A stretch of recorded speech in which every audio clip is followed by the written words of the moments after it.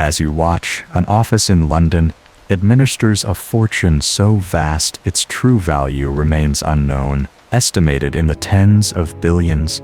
This is not a tech multinational or an investment fund. It is a family, a dynasty, that has achieved what no politician or entrepreneur ever has, remaining at the world's pinnacle for over 1,000 years, unthroned.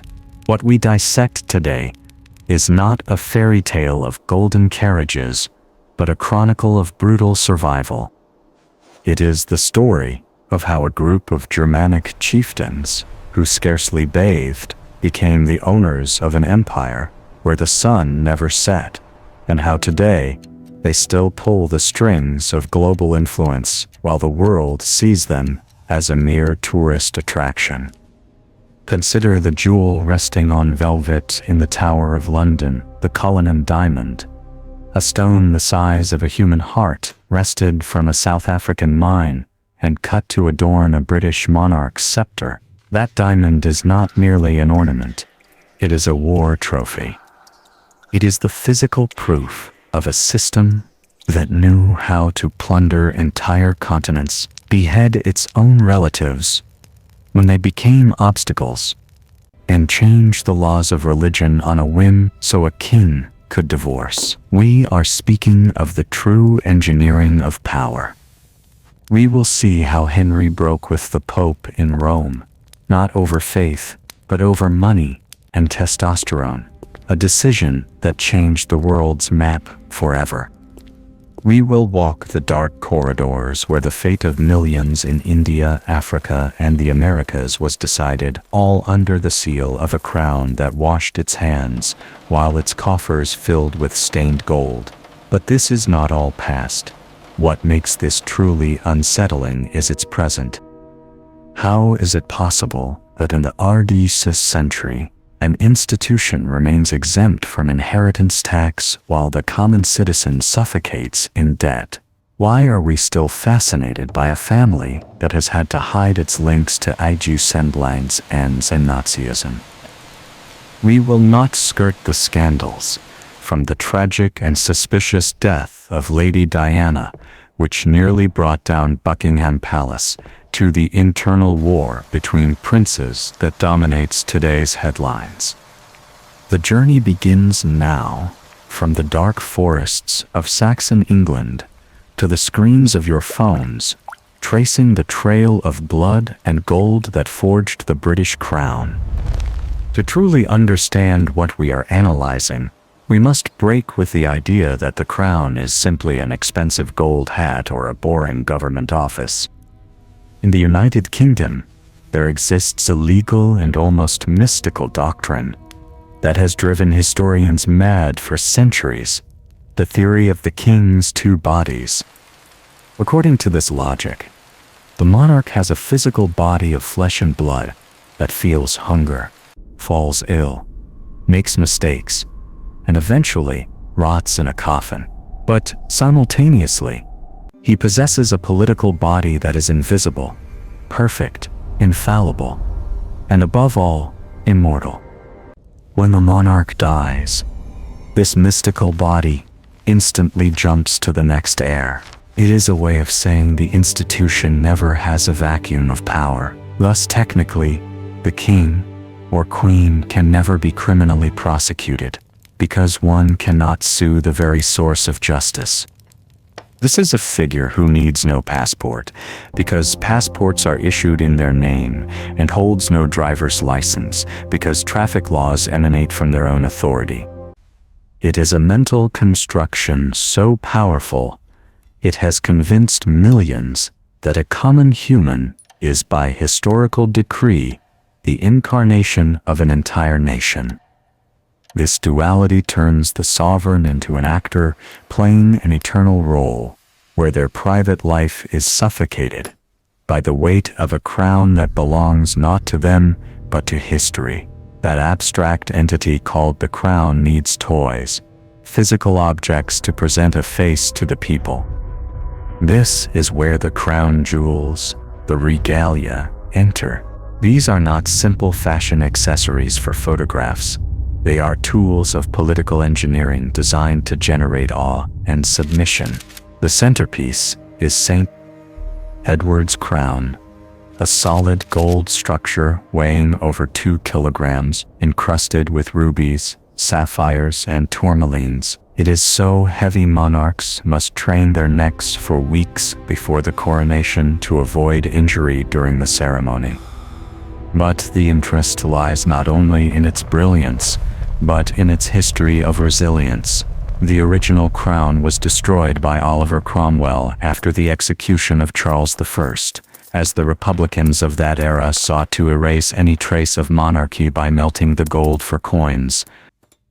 Yet the mystique was stronger. Following the monarchy's restoration, a new crown was fabricated in 1661, the one we see today.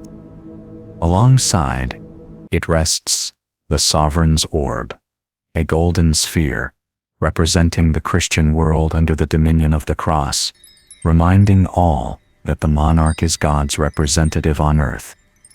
Then there is the scepter, with the cross, holding the Cullinan Diamond, the largest clear-cut diamond in the world, a stone cut from a giant diamond found in South Africa. When you see a man in his 70s holding these objects, you are not looking at a retiree with jewels. You are witnessing a staged performance that uses geology and metallurgy to affirm that his power is a fact of nature. What is fascinating, and somewhat absurd, is how this purely medieval institution has managed not only to survive, but to thrive in the age of algorithms and artificial intelligence. We are speaking of an organization that still uses secret oils to anoint its leaders in ceremonies that seem lifted from an epic fantasy film, while outside, people use their phones to order food or invest in cryptocurrency. The key to this survival is what many call the magic of monarchy. Walter Bagehot, the famous G-century essayist, said one must not let daylight in upon the magic. For if people see the trick, the enchantment vanishes. The royal family has understood this perfectly. They modernize just enough to not seem like fossils but maintain sufficient mystery to not appear as common politicians. They have moved from oil paintings to television documentaries and now to social media, transforming into the most recognizable brand on the planet. They have made anachronism their greatest strength. In a world changing at a frenetic pace, where governments fall every 4 years and nothing seems to last, the crown offers the illusion of infinite continuity. It is an anchor in the past that refuses to let go of the present, proving that sometimes the most irrational tradition can be the most profitable and enduring business humankind has ever invented. To understand where all this paraphernalia of palaces and lineages comes from, we must dirty our boots and step back over 1,000 years, to a time when England was not a country, but a shattered chessboard, divided among small kingdoms that hated each other. In the year 802, a man named Egbert ascended to the throne of Wessex. Though many forget him, he is the seed of all this. But the true turning point, the moment the crown transformed from a local ambition into a national identity, arrived with his grandson, Alfred, the only monarch in British history to earn the epithet the Great. He earned it not for being kind, but for being the architect of a desperate resistance. Imagine the scene. The 10th century, and the great heathen army of the Vikings has landed. These men did not come merely to plunder and take a few monks as slaves. They came to stay. One by one, the Saxon kingdoms fell like dominoes before the Norse axe. Mercia, East Anglia, Northumbria, all erased from the map. Alfred was left alone, hiding in the marshes of Athelney.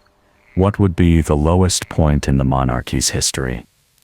Legend says he was so distracted, planning his counterattack, that he let some bread burn that a peasant woman had asked him to watch. Not knowing he was the king, she showered him with insults. It is a human and pathetic image, the future master of England, humiliated by a woman who just wanted her dinner. But it was in that mud that Alfred understood that to defeat the Vikings, it was not enough to fight better than them. One had to create a new concept: unity. Alfred not only won decisive battles like Edington in 878, but did something far more intelligent. He began constructing fortified towns called burhs, the origin of modern British towns ending in bury or mither.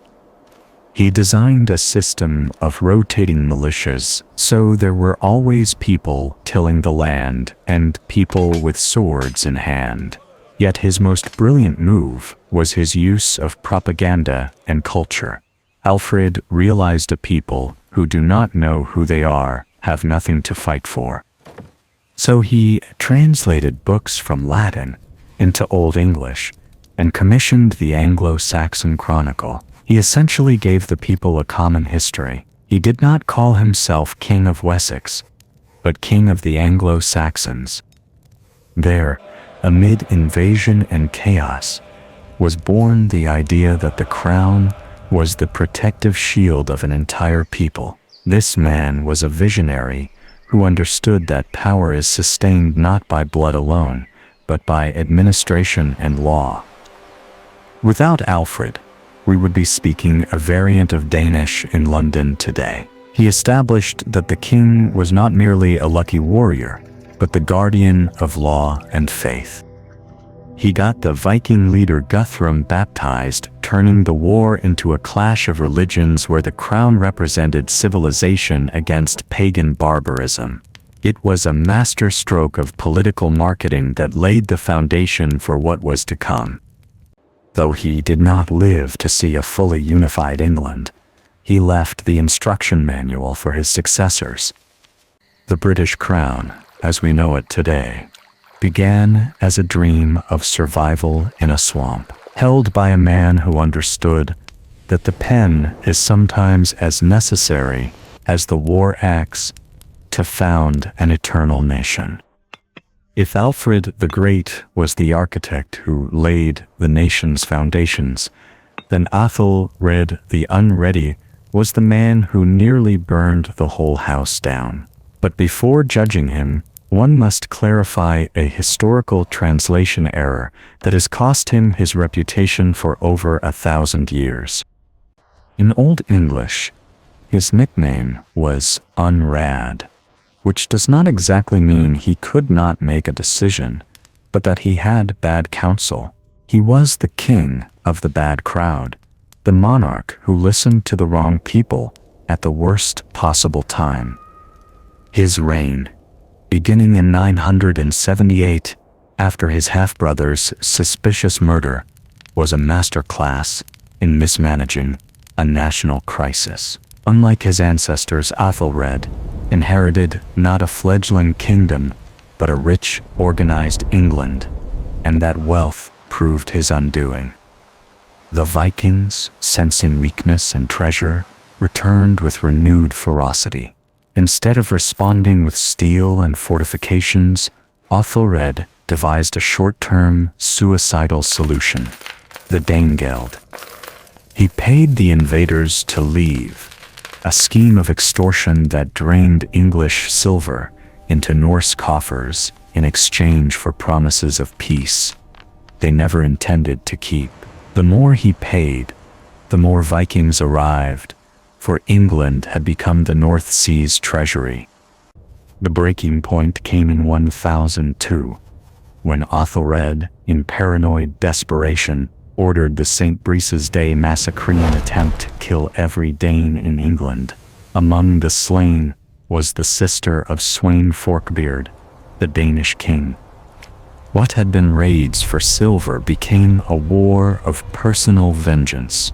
The Danes came not just for wealth, but for the crown itself. The collapse was total.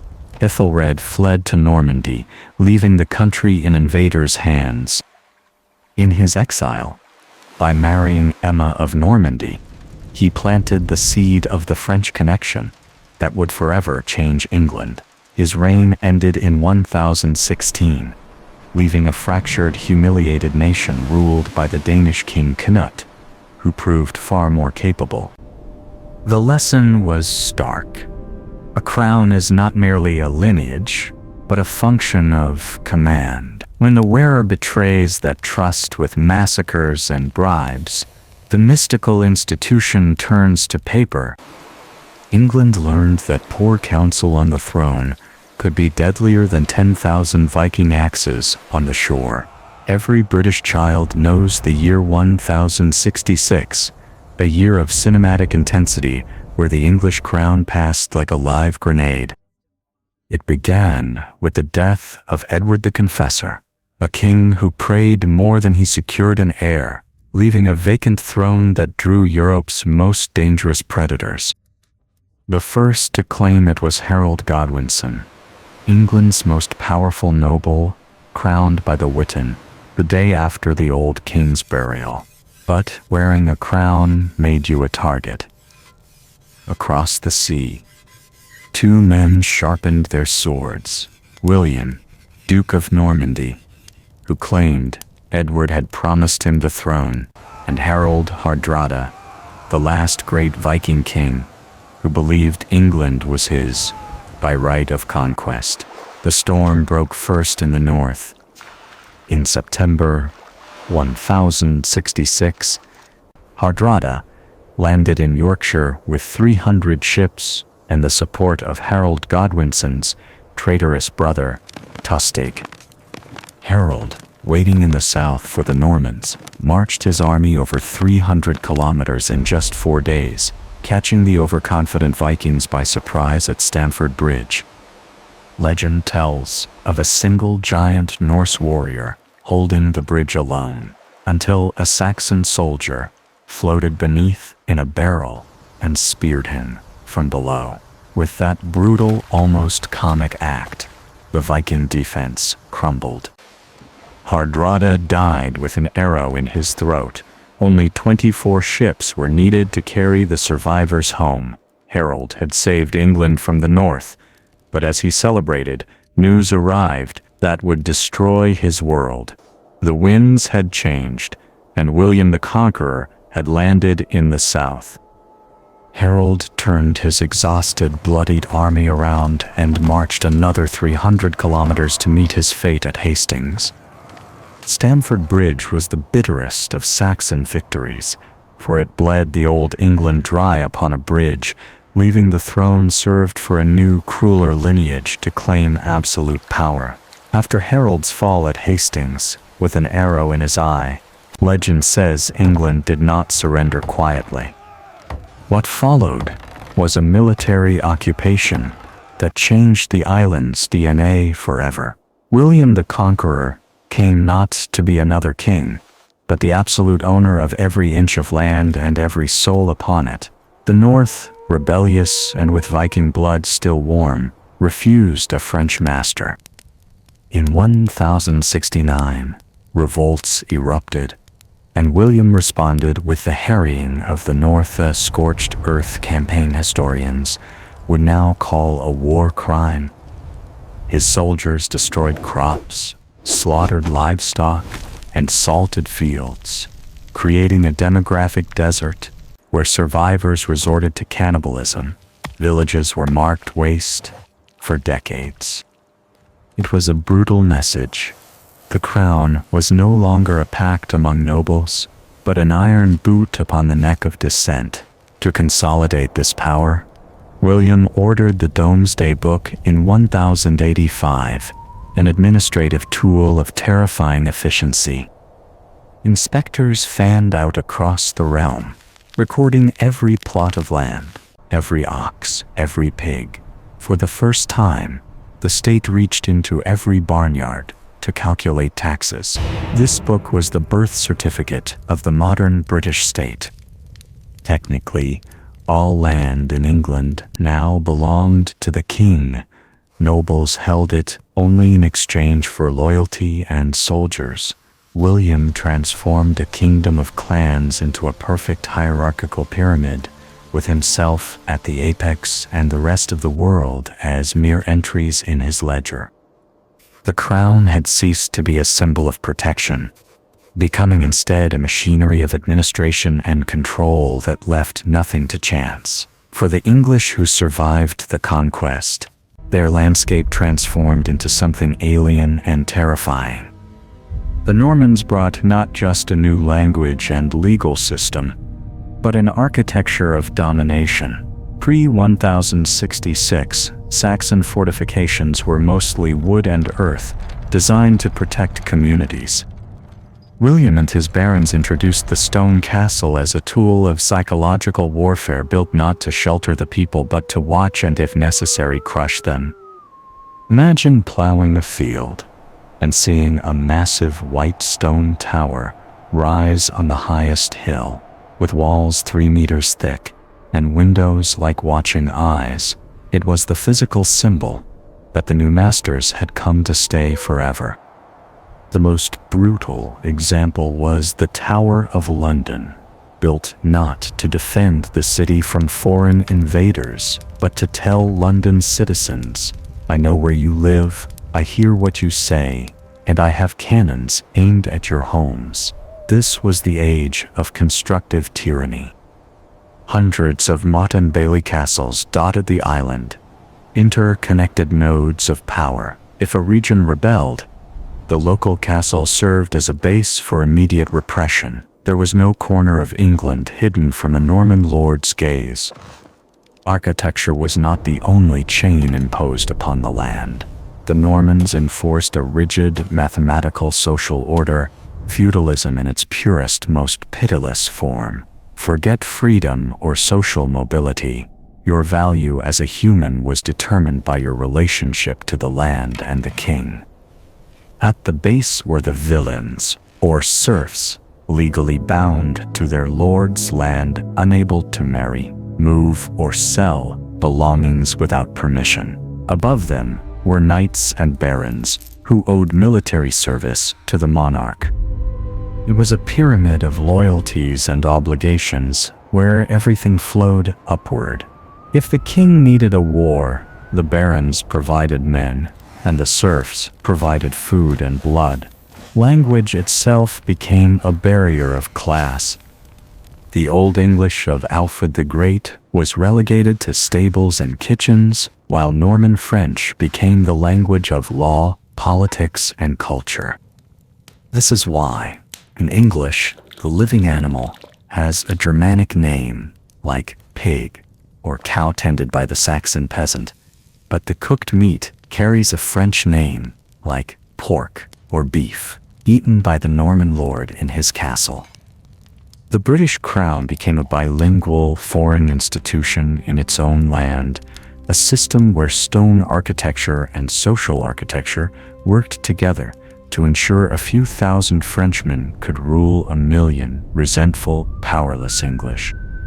When William the Conqueror's son, Henry I, died in 1135, after consuming a vast quantity of spoiled eels, England peered into an abyss that would last nearly 20 years.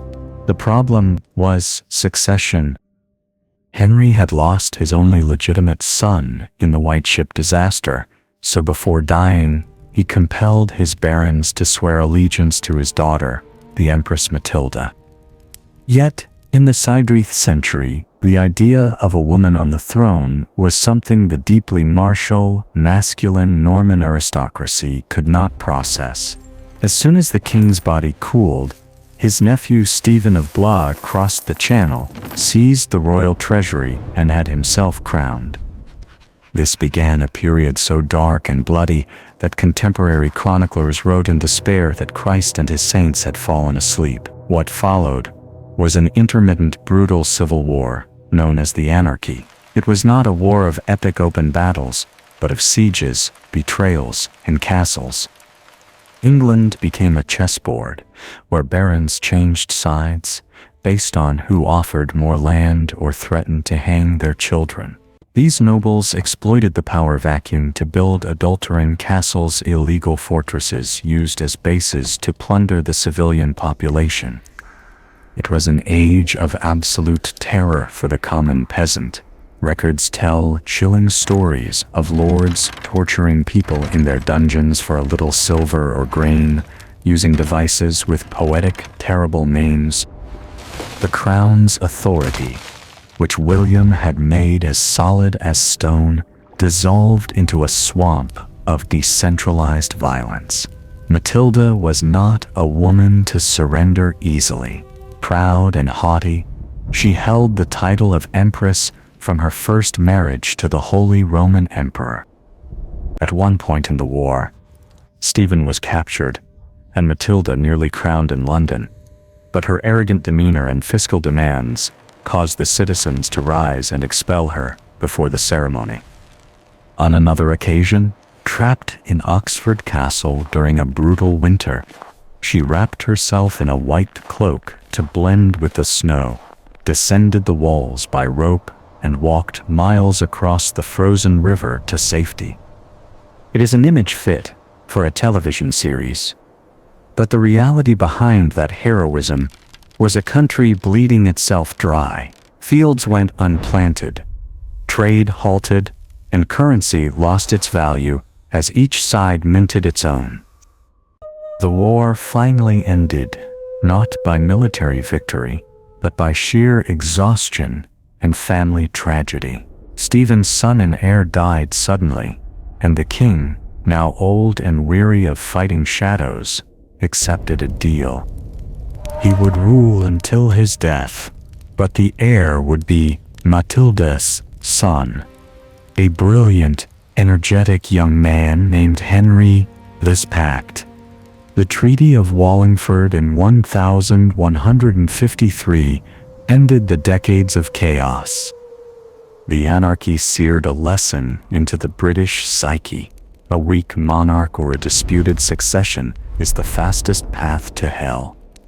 When Stephen died and young Henry II ascended the throne in 1154, the crown not only regained its luster, but transformed into something far greater, initiating the most powerful, violent, and fascinating dynasty of the Middle Ages, the Plantagenets. Henry II turned the British crown from a survival project on a rainy island into the seat of an empire stretching from the Scottish borders to the Pyrenees.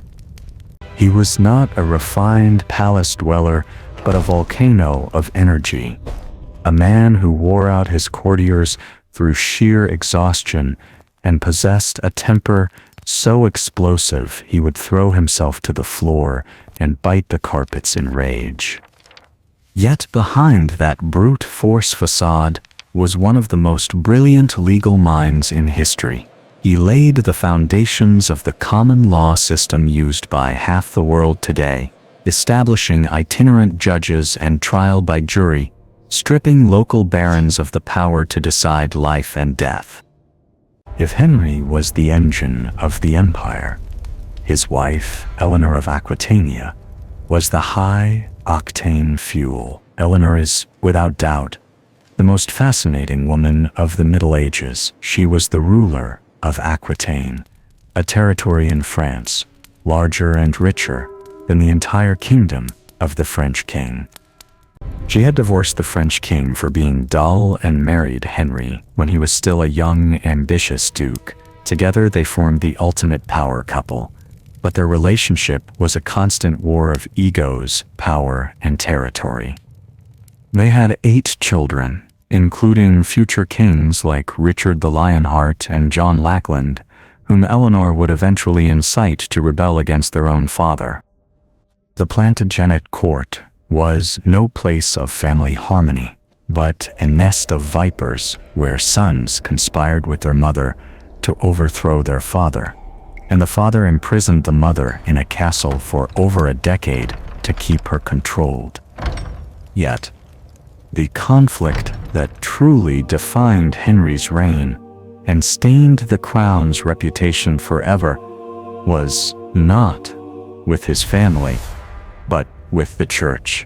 Henry wanted priests who committed crimes tried in his royal courts, not in softer ecclesiastical courts.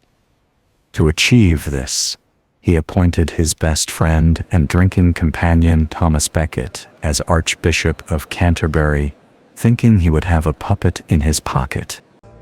But Becket, in a cinematic twist, took the office seriously, underwent a spiritual transformation, and defied the king to his face. Their friendship curdled into a visceral hatred that lasted years.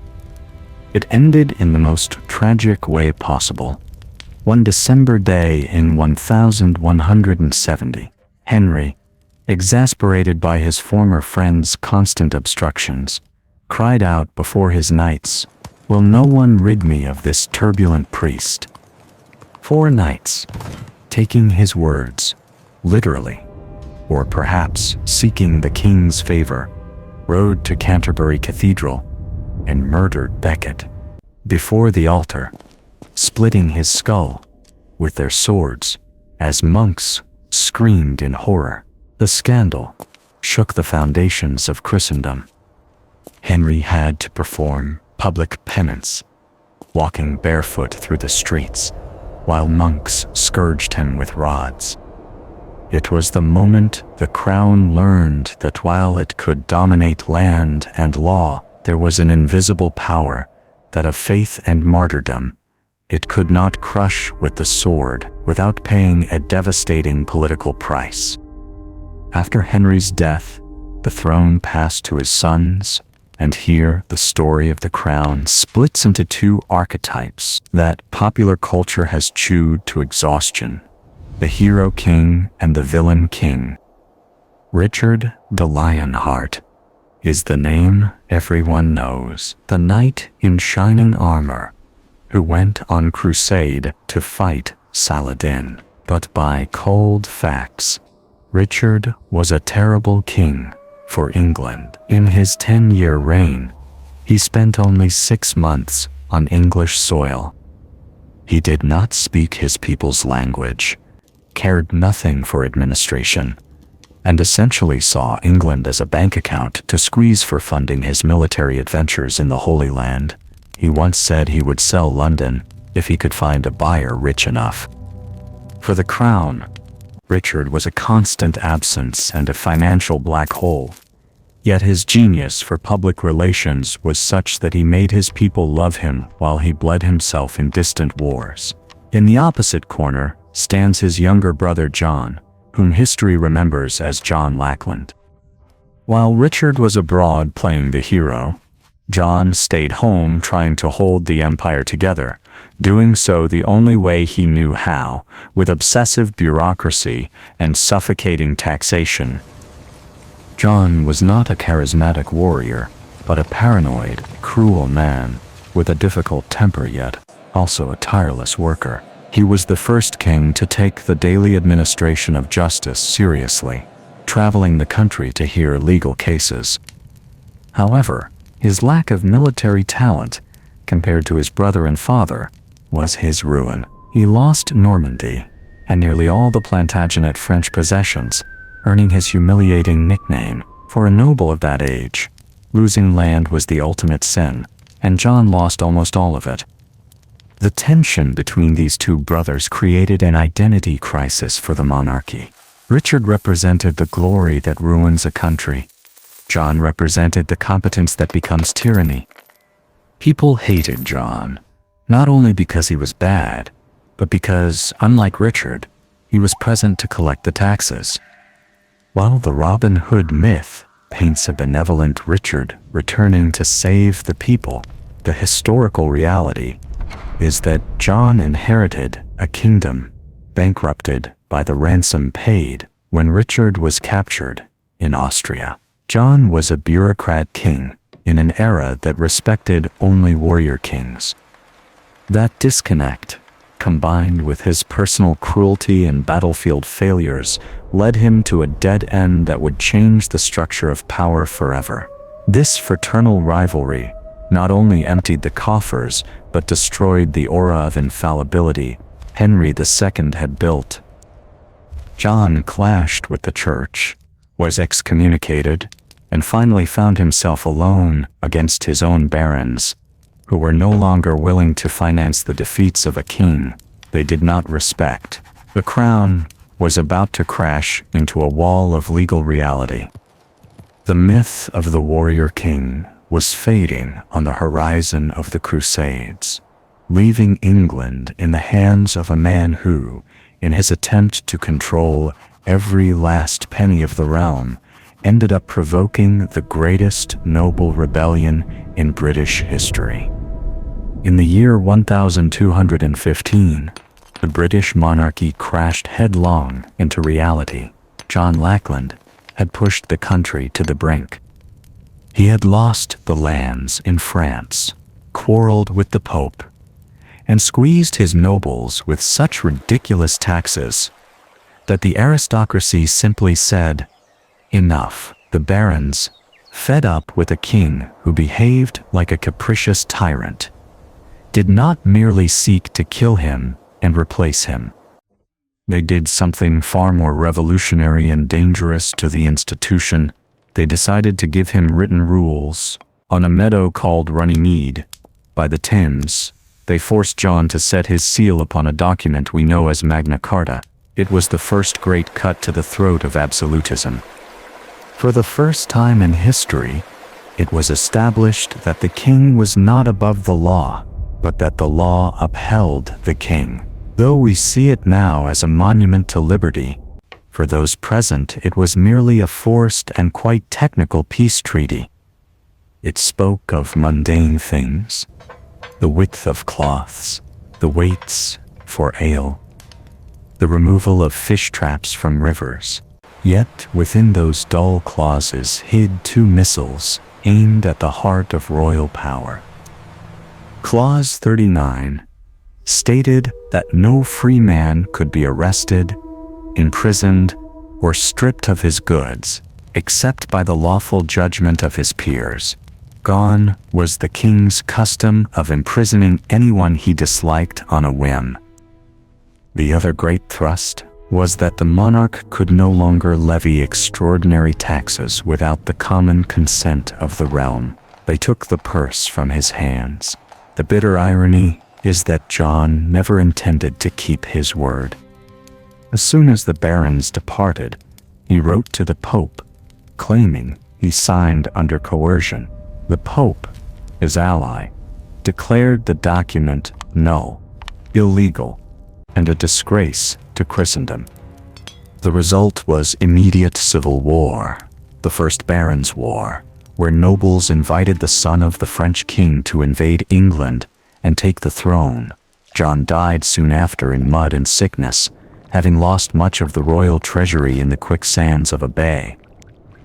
Magna Carta seemed destined to be a scrap of parchment buried by history, but then something unexpected occurred. John's son, the boy King Henry III, was crowned, and his regents reissued the document to win popular support. From that moment, Magna Carta ceased to be a mere contract and became the soul of English politics. Whenever a later king overstepped, the barons would bring out the parchment and remind him his power had limits. It was the seed of parliamentary democracy and the end of kings' dreams of being gods on earth. The crown survived, yes, but it was forever changed. It had lost its absolute character, transforming into an institution that needed to negotiate.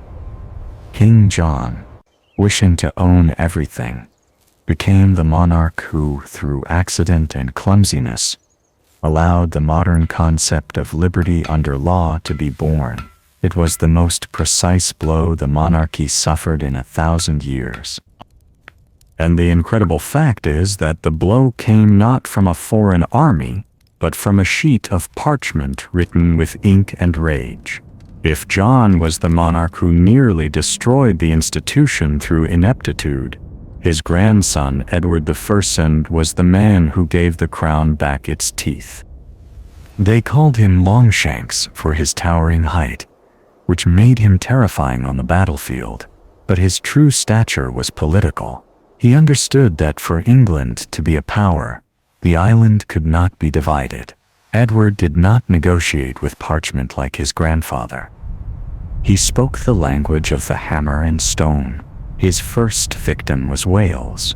The Welsh had been a thorn for English kings for centuries, retreating to their mountains and raiding the borders. Edward decided enough was enough and launched a total conquest, devoid of chivalry. To subdue the Welsh, he employed the same constructive tyranny of the Normans, multiplied tenfold.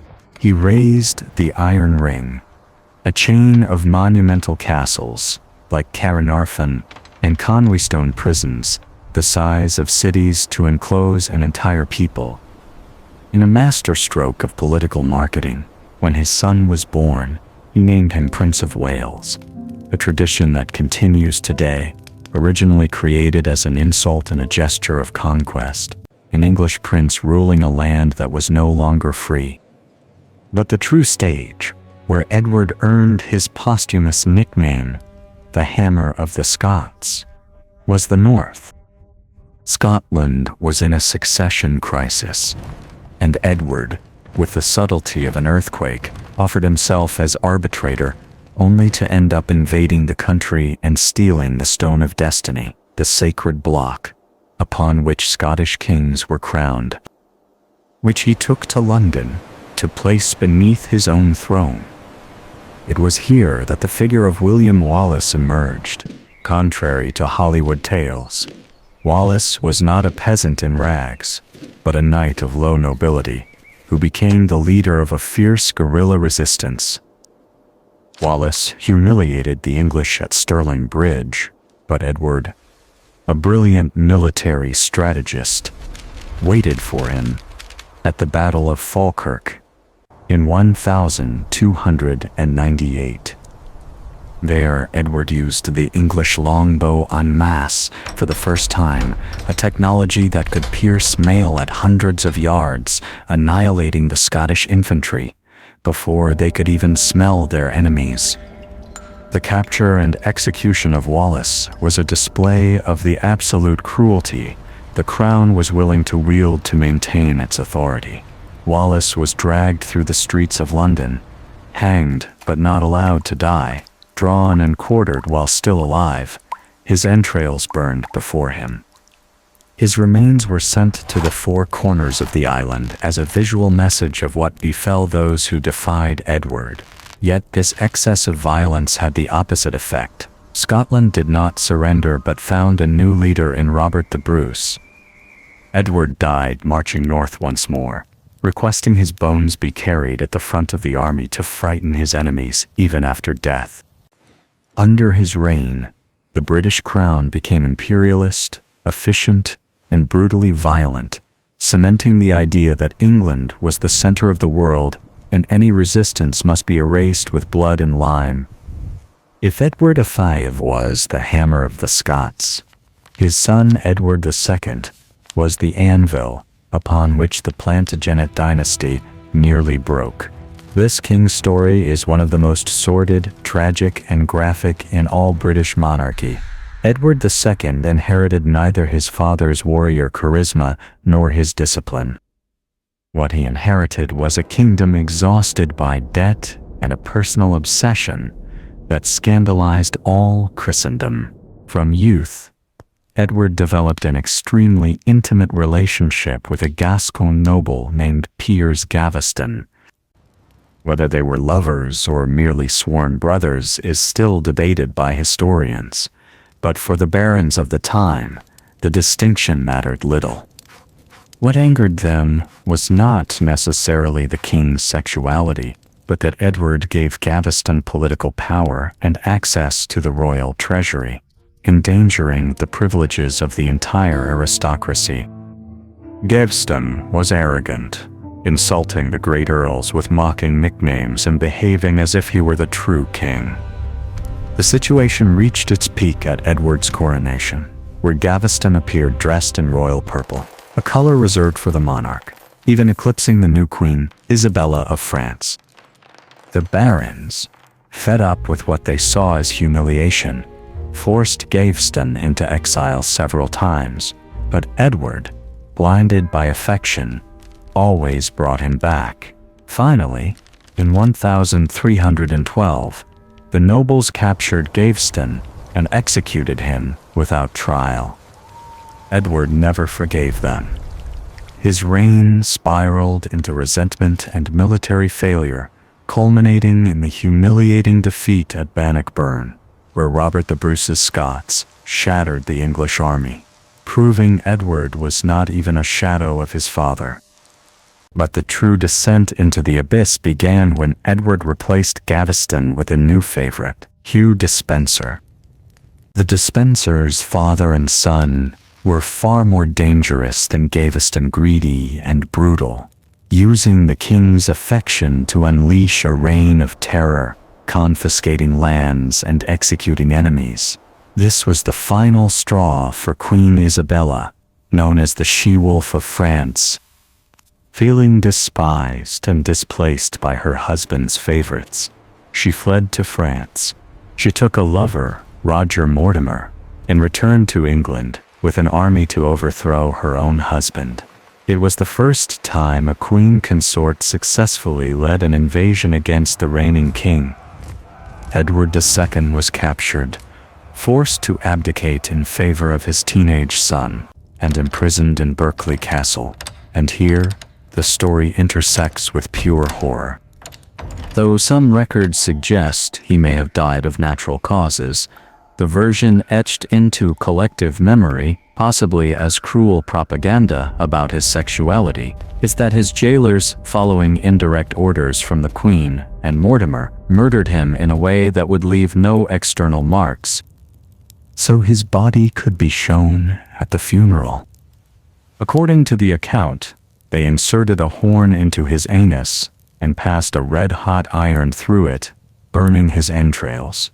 His agonized screams were said to be heard for miles beyond the castle walls. Whether truth or black legend, the end of Edward II demonstrated that for the crown, weakness and extreme favoritism were sins paid for with life, and even the sacred body of a king could be profaned in the most inhuman manner when he lost the respect of his peers and his own family. In the wake of the horror of the red-hot iron and his father's fall, the young Edward III ascended the throne with a clear mission to cleanse the family name and restore the institution's prestige. But Edward was no bureaucrat or mystic. He was a warrior who understood that the monarchy's honor was measured in conquered acres. In 1337, weary of humiliations from the French, who sought to confiscate his continental lands, Edward did something that would change Europe's destiny for the next 116 years. He declared himself the true and legitimate King of France. This was no mere diplomatic tantrum. Edward was the son of Isabella of France, and upon the death of his uncles without male heirs, he claimed his blood was purer than that of the new kings from the House of Valois. Thus began the 100 Years' War, an obsession that became the DNA of English foreign policy for centuries. Edward III transformed England into a war machine of terrifying efficiency.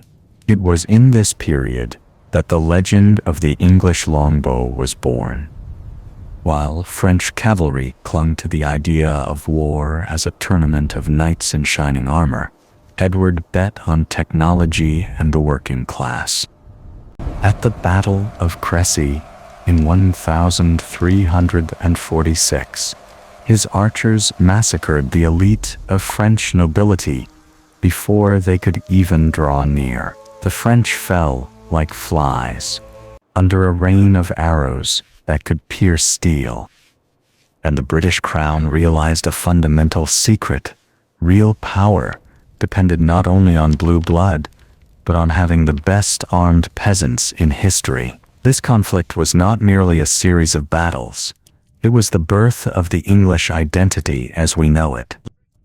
Until then, the court in London still spoke French, and felt largely French at heart. War forced the crown to seek support from the people and parliament to fund endless campaigns. King Edward I began using English in official acts to distinguish himself from the enemy. The war became a matter of national pride. The Order of the Garter, the oldest and most prestigious order of chivalry, was founded to unite nobles under a code of absolute loyalty to the king and the cause of conquering France. The monarch was no longer just a feudal lord. He was the leader of a nation in arms. Yet this glory had a dark price. As English armies ravaged the French countryside using the chevauchée tactic, burning everything to destroy the enemy's economy, an invisible horror arrived on the island, the Black Death. In 1348, the plague killed nearly half of England's population.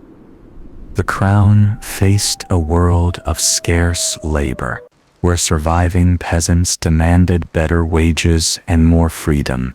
Edward III ended his days watching his conquests fade and the social order he defended begin to crack under the weight of death and taxes.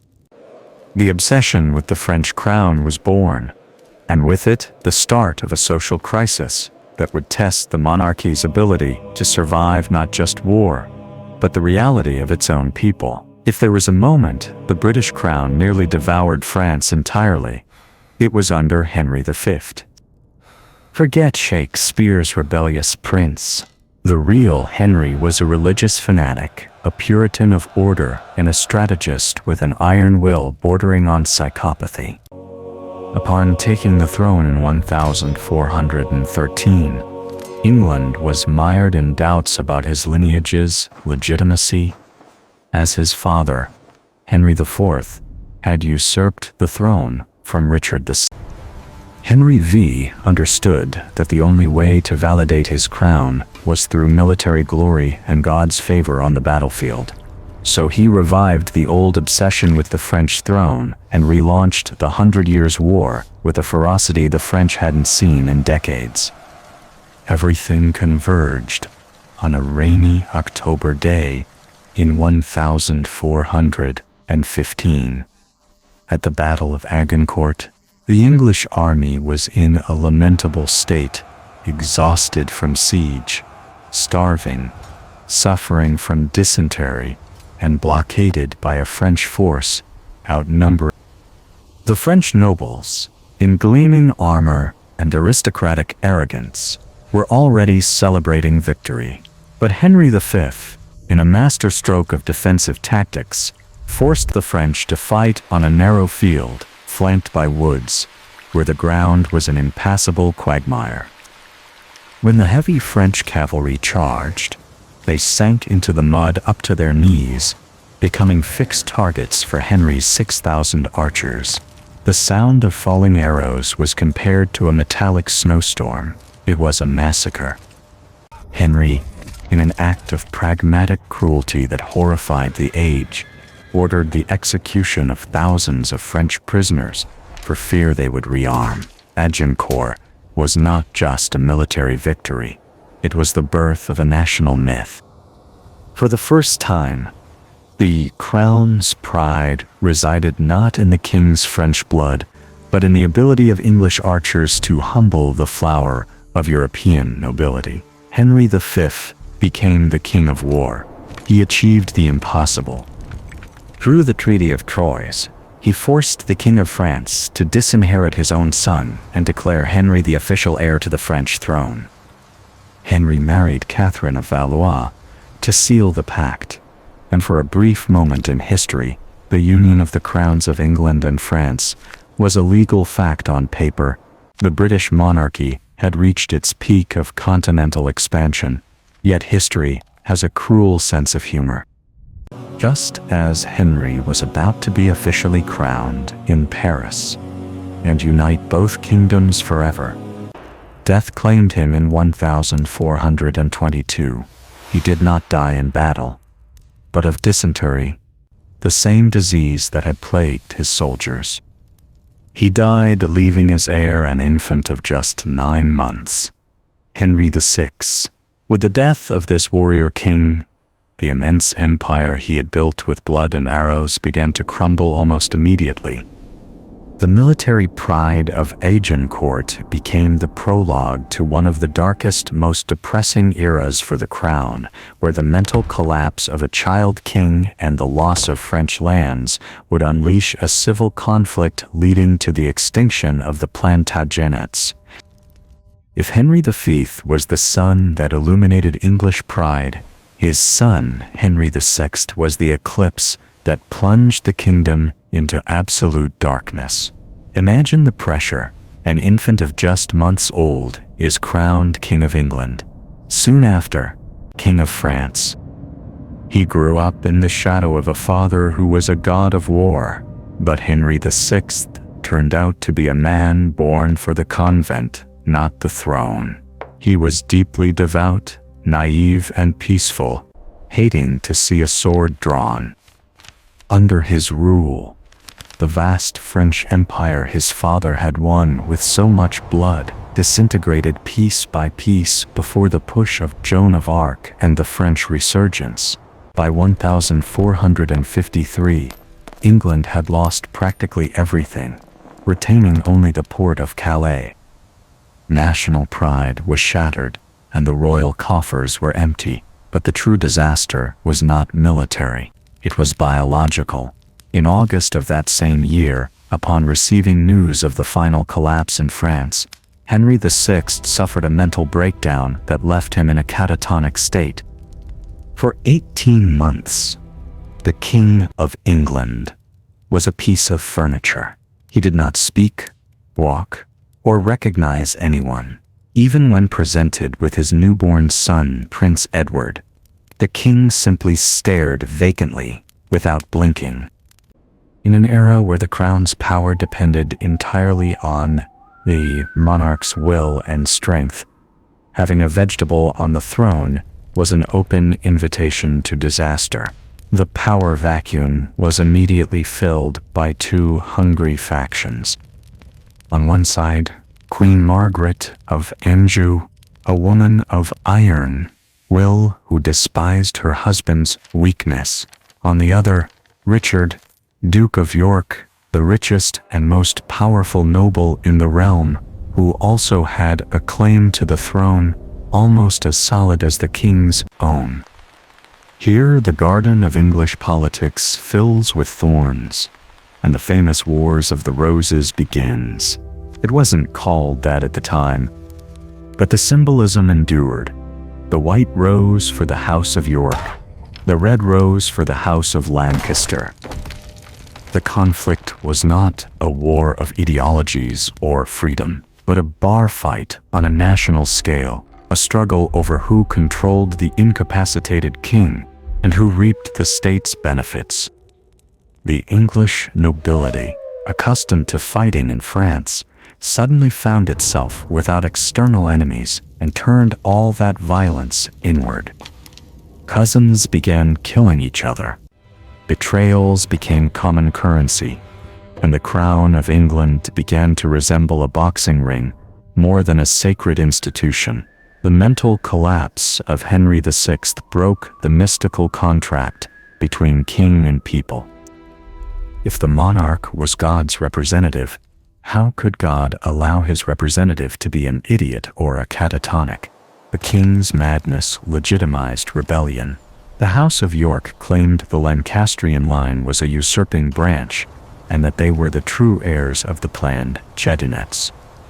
The civil war that erupted not only covered England's fields with noble corpses, but transformed the monarchy into a position of extreme risk. Being king was no longer a guaranteed divine right, but a position you had to defend with the sword every morning. Henry VI, the king, who only wanted to pray, and found colleges like Eton, ended up catalyzing a fratricidal butchery that would lead to his own dynasty's extinction and leave the British crown on the brink of total abyss. The history of the British crown has bloody chapters, but none is as dark or has generated as much debate as the rise to power of Richard III. Imagine the scene. King Edward IV, a giant of the House of York who had stabilized the realm, died suddenly, leaving as heir his 12-year-old son, Edward V, Richard, the dead king's brother, and until then, a loyal ally, was named Lord Protector of the child. Yet, within weeks, loyalty transformed into icy ambition. Richard intercepted the young king on his way to London, separated him from his maternal family, and locked him in the Tower of London, supposedly for his own safety. Soon after, the boy's younger brother Richard of Shrewsbury, aged just 9, was sent to the Tower to keep him company. It was the last time the world saw them alive. What followed was a masterful execution of political cynicism. Richard circulated the story that his late brother's marriage was invalid, and that, therefore, the children were bastards and could not reign, with the legitimate heirs sidelined by a legal technicality. Richard had himself crowned as Richard III. But the question that has haunted the monarchy for centuries is, what happened to the boys? Rumors that they had been murdered on their uncle's orders began circulating in London's taverns almost immediately.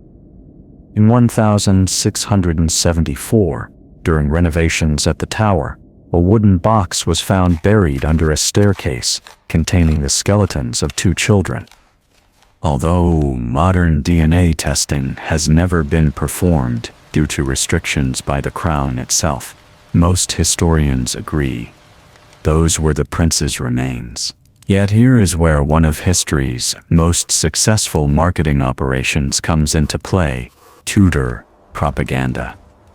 When Richard III died on the battlefield, his successor, Henry Tudor, needed to paint the fallen king as the most despicable monster ever to walk the earth to justify his own seizure of power. Here the narrative feeds on fiction.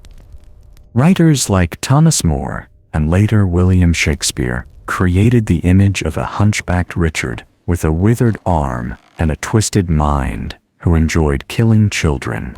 Shakespeare made him the ultimate villain, a caricature of evil born with teeth and hating peace. The historical Richard was no physical monster, and while the murder of his nephews is the most logical explanation for their disappearance, he was not the only one with motive. Henry Tudor also needed those children gone to solidify his own claim. Ultimately, the princes in the Tower became the great mystery that allowed a new dynasty to present itself as England's savior from Yorkist tyranny. The Crown learned that in the struggle for power, eliminating rivals is not enough. One must control the narrative after they die. Richard III passed into history not only as the last Yorkist king, but as the man who lost the war of image to the most efficient propaganda machine England had yet seen. On August 22, 1485, the muddy ground of a Leicestershire field became the stage for an era's last gasp. The Battle of Bosworth Field was the final clash between the White Rose of York and the Red Rose of Lancaster. It was the precise moment medieval England, with its code of chivalry and its powerful feudal lords, died to make way for the modern state. On one side was Richard III, a proven warrior who charged into the heart of the battle with his crown upon his helm. Opposite him was Henry Tudor, a young man with a dubious claim, leading an army of mercenaries and dissidents. The battle was decided by betrayal, the 17th century English nobility's national sport. A massive force under the Stanley family watched from the hills without intervening. Seeing his power slipping away, Richard launched a desperate, heroic cavalry charge directly at Henry Tudor, aiming to kill him and end the war in a single stroke. He came within yards of success, killing Henry's standard-bearer and nearly reaching the pretender himself. But in that crucial moment, the Stanleys decided for Henry and attacked Richard from the rear. The king was pulled from his horse and, according to chroniclers, died fighting like a lion, crying treason, as axes shattered his skull. The symbolism of the battle's end seems like fiction. Richard's crown was found under a hawthorn bush, stained with blood and mud. Lord Stanley retrieved it and placed it upon Henry's head there on the battlefield. With that gesture, 300 years of Plantagenet rule closed. Richard's body, the last English king to die in combat, was stripped, tied to a horse, and humiliatingly displayed before burial in an anonymous grave later lost beneath a municipal parking lot until its discovery in 2012. His death marked the end of a monarchy where the king was the nation's first knight. The new king, Henry VII, was no knight. He was an accountant, a cold politician. He knew the crown must leave the chaos of civil war behind.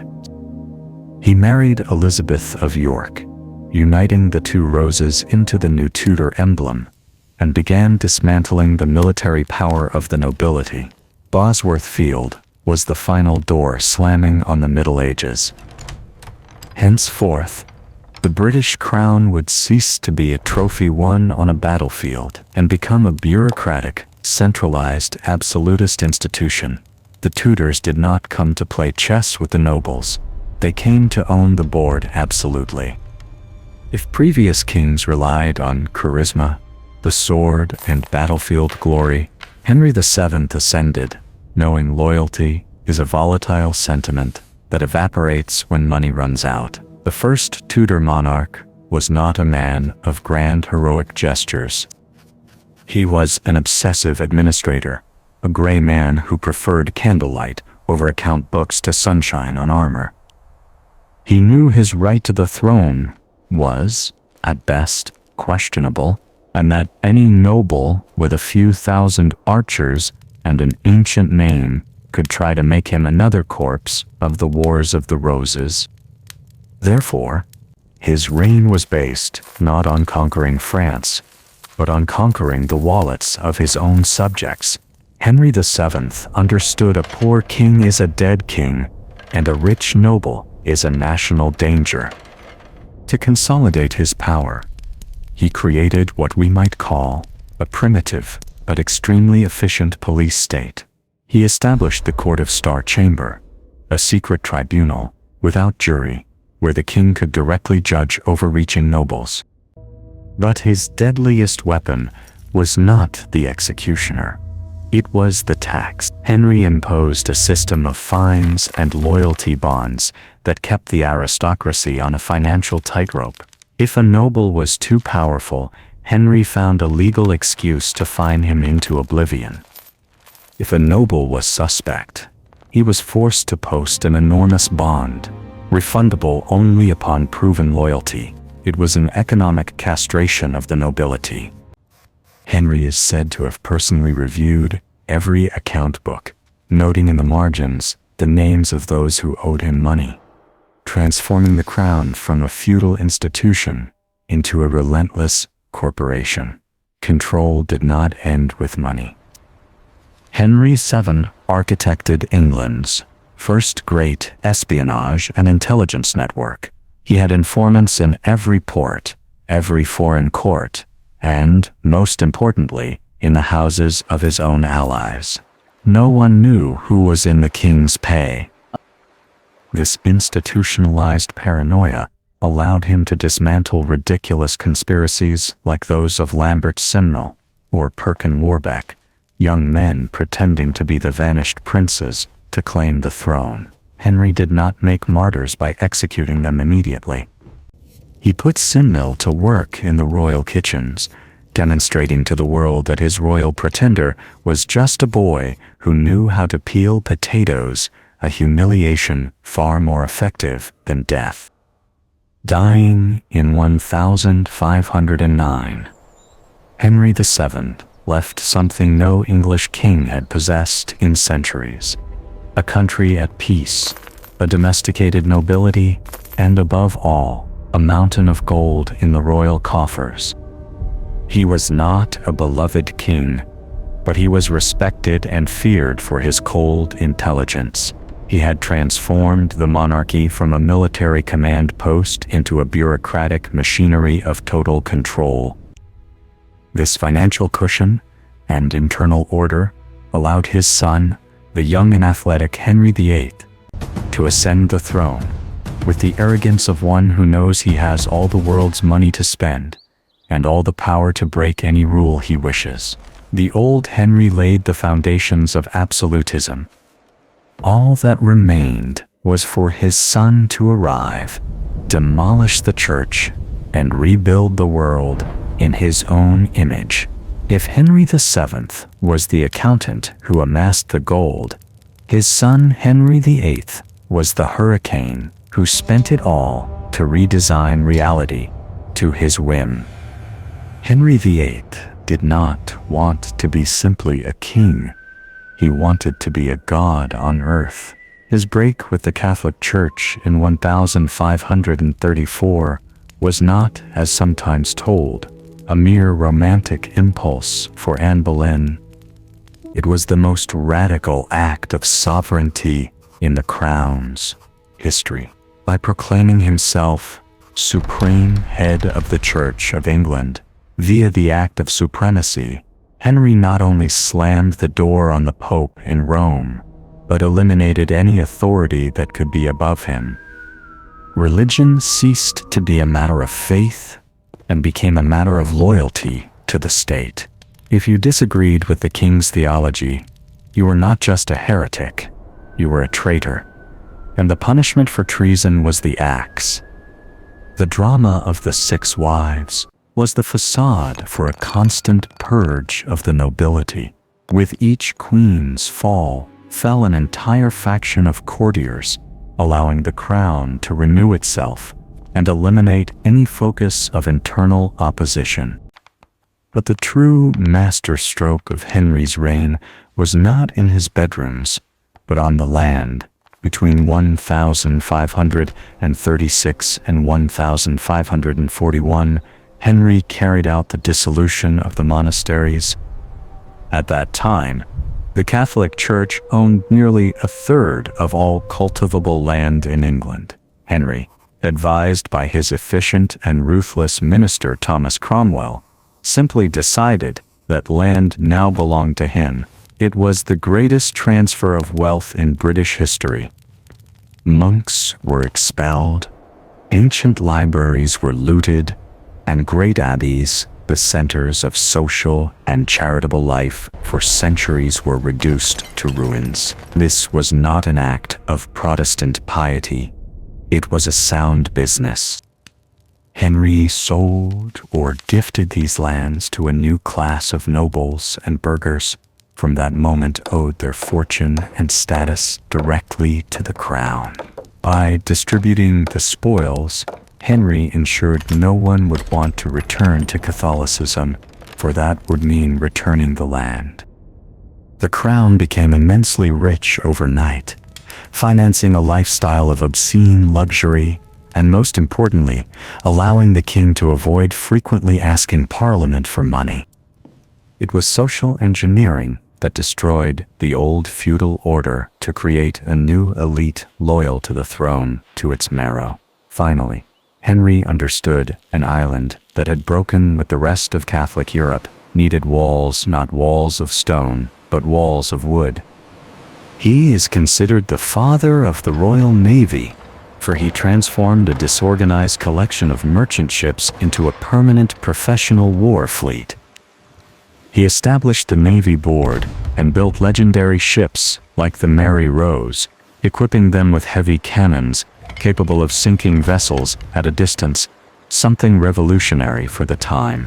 Henry knew the power of the crown now depended on control of the seas. This massive investment in shipyards and naval technology propelled England from a second-class power into a force capable of projecting its might across the New World. Henry VII left behind a nation fractured by religion and a treasury once more depleted by war. Yet he also bequeathed a royal institution of absolute power, answering to no one on earth, and a fleet poised to write world history.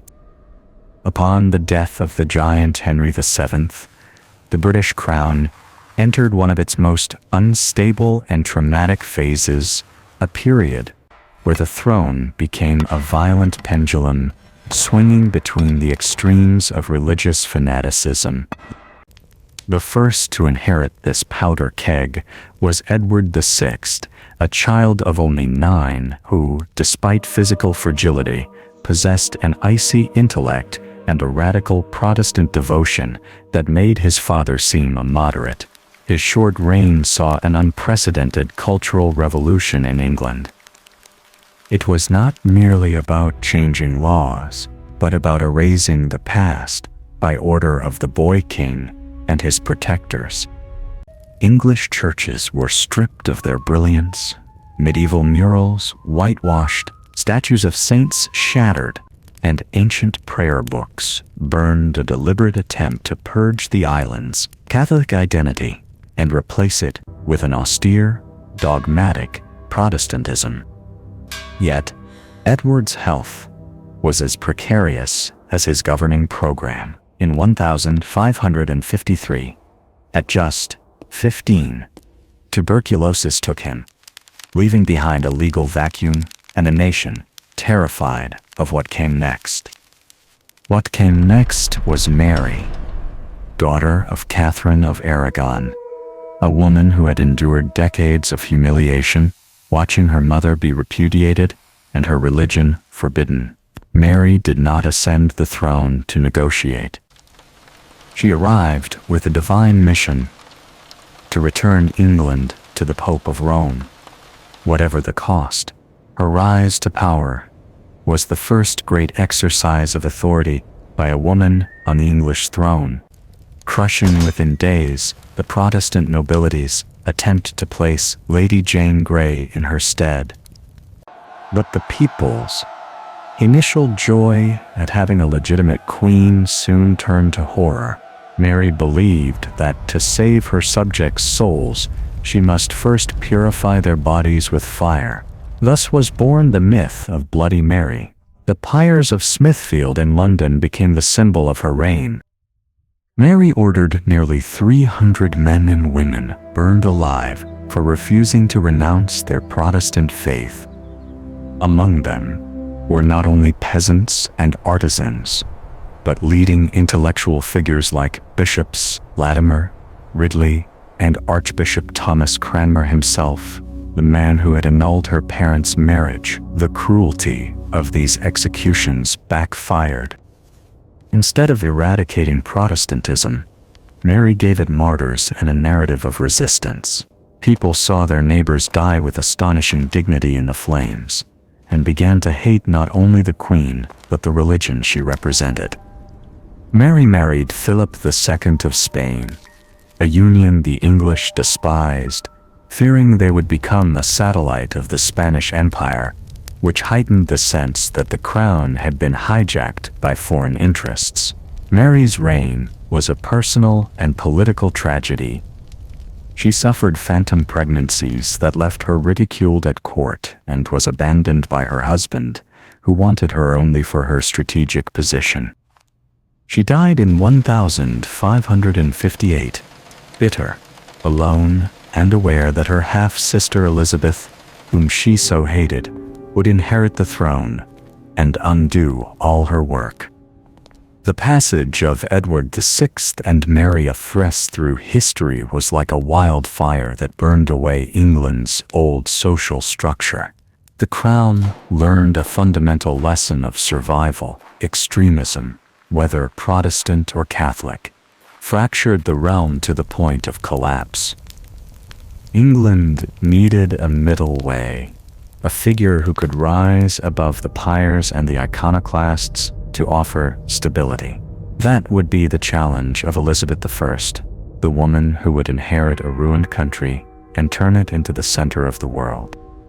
When Elizabeth I ascended the throne in 1558, she received a poisoned inheritance, a bankrupt nation, humiliated by France, and divided by the religious hatred of her siblings. Many thought she would be a transitional queen, a weak woman who would soon have to marry some foreign prince so a real man could rule. But Elizabeth proved to be the most astute politician of her century.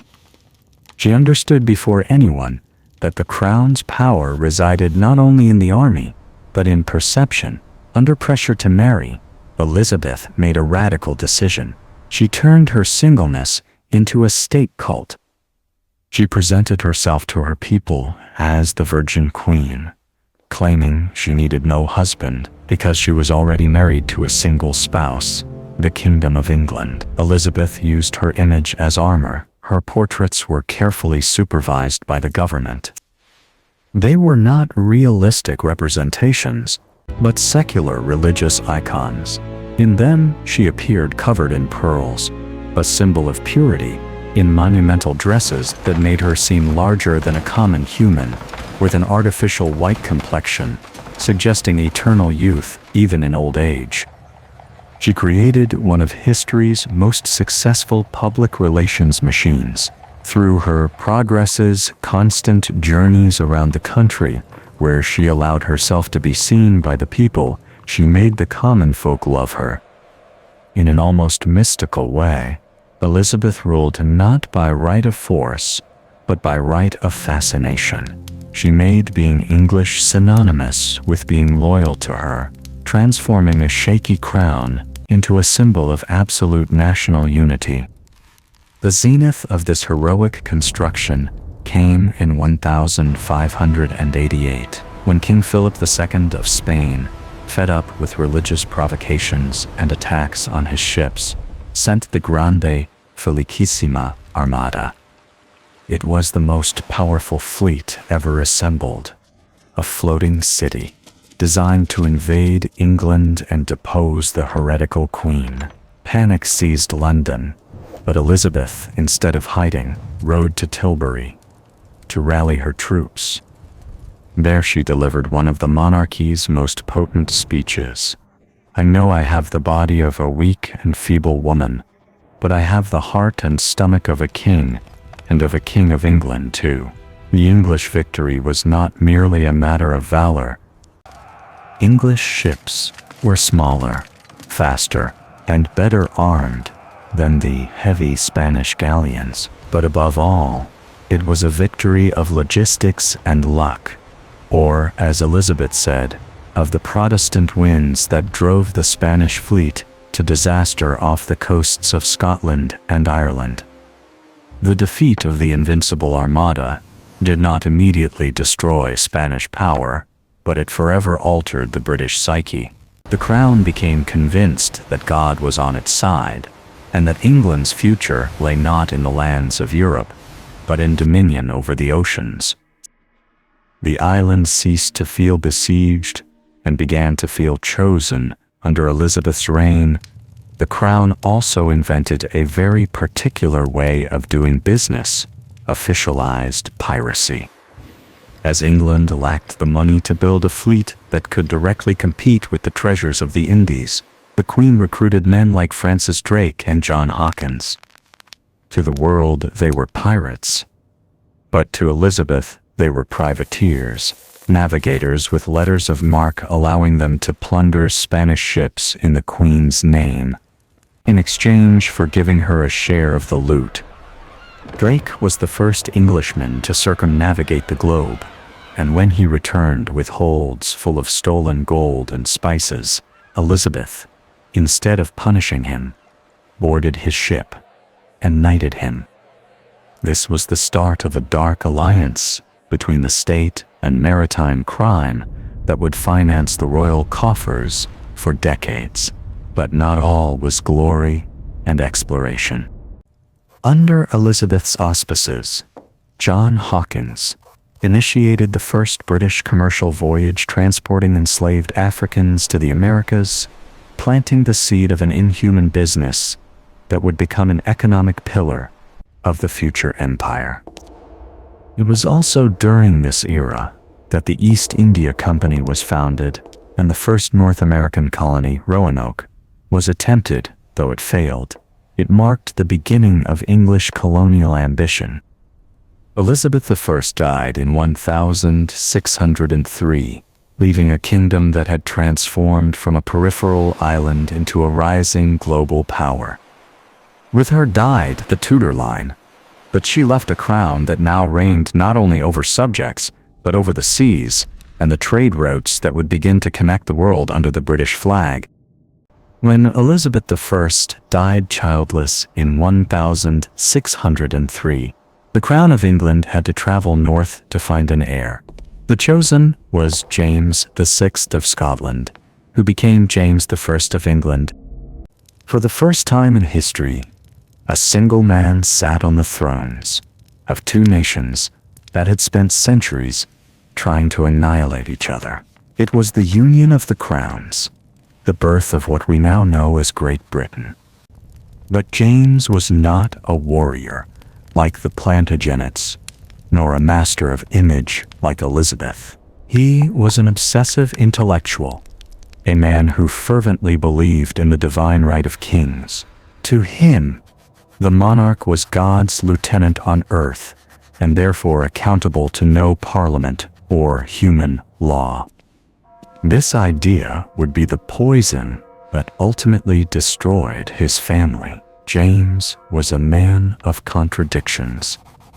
On one hand, he was the driving force behind the King James Bible, a monumental English translation that unified the language and remains one of the most important literary works of the Anglophone world. He wanted a unified church under his command, yet he was also a deeply paranoid man. His greatest terror was not foreign armies, but the supernatural. James was obsessed with witchcraft. He wrote a treatise called Demonology, and under his reign, a brutal witch hunt erupted in England and Scotland. He sincerely believed witches were conspiring with the devil to sink his ships and assassinate him. This blend of high theology and medieval superstition defined his court, which was also infamous for financial excess and scandals involving his male favorites, like the Duke of Buckingham. James managed to maintain a precarious balance, but he left his son a crown burdened with debt and a parliament no longer willing to accept the king as a god on earth. When Charles VII ascended the throne in 1625, he inherited his father's intellectual arrogance, but none of his political cunning. Charles was a rigid, uncommunicative man, convinced that any questioning of his authority was an act of treason against God. His reign was a head-on collision with a parliament increasingly dominated by Puritans and wealthy merchants who wanted a say in how their tax money was spent. Charles, tired of Parliament imposing conditions for funds, decided simply to rule without them for 11 years, a period known as the 11 Years' Tyranny. During this time, the king resurrected forgotten medieval taxes to fill his coffers, enraging the population and nobility alike. The situation exploded when Charles tried to impose a new prayer book in Scotland, provoking an armed rebellion that forced him to recall Parliament to request war funds. But Parliament, led by figures like John Pym and a minor landowner named Oliver Cromwell, gave him no money, only a list of grievances. The conflict escalated until 1642, when Charles entered Parliament with soldiers to arrest 5 members for treason, an unprecedented breach of legislative privilege. That was the final spark. Charles fled London and raised his standard at Nottingham. England split in two: the Cavaliers, supporting the king with their long hair and feudal ideals, and the Roundheads, the parliamentary army built on Puritan discipline and merit, not lineage. The English Civil War was a bloody conflict that devastated the population.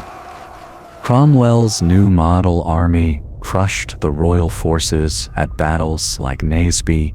Charles was captured, yet even in prison, he conspired, provoking a second civil war, believing his position untouchable. A king cannot be tried by any jurisdiction on earth, he repeated with disdain.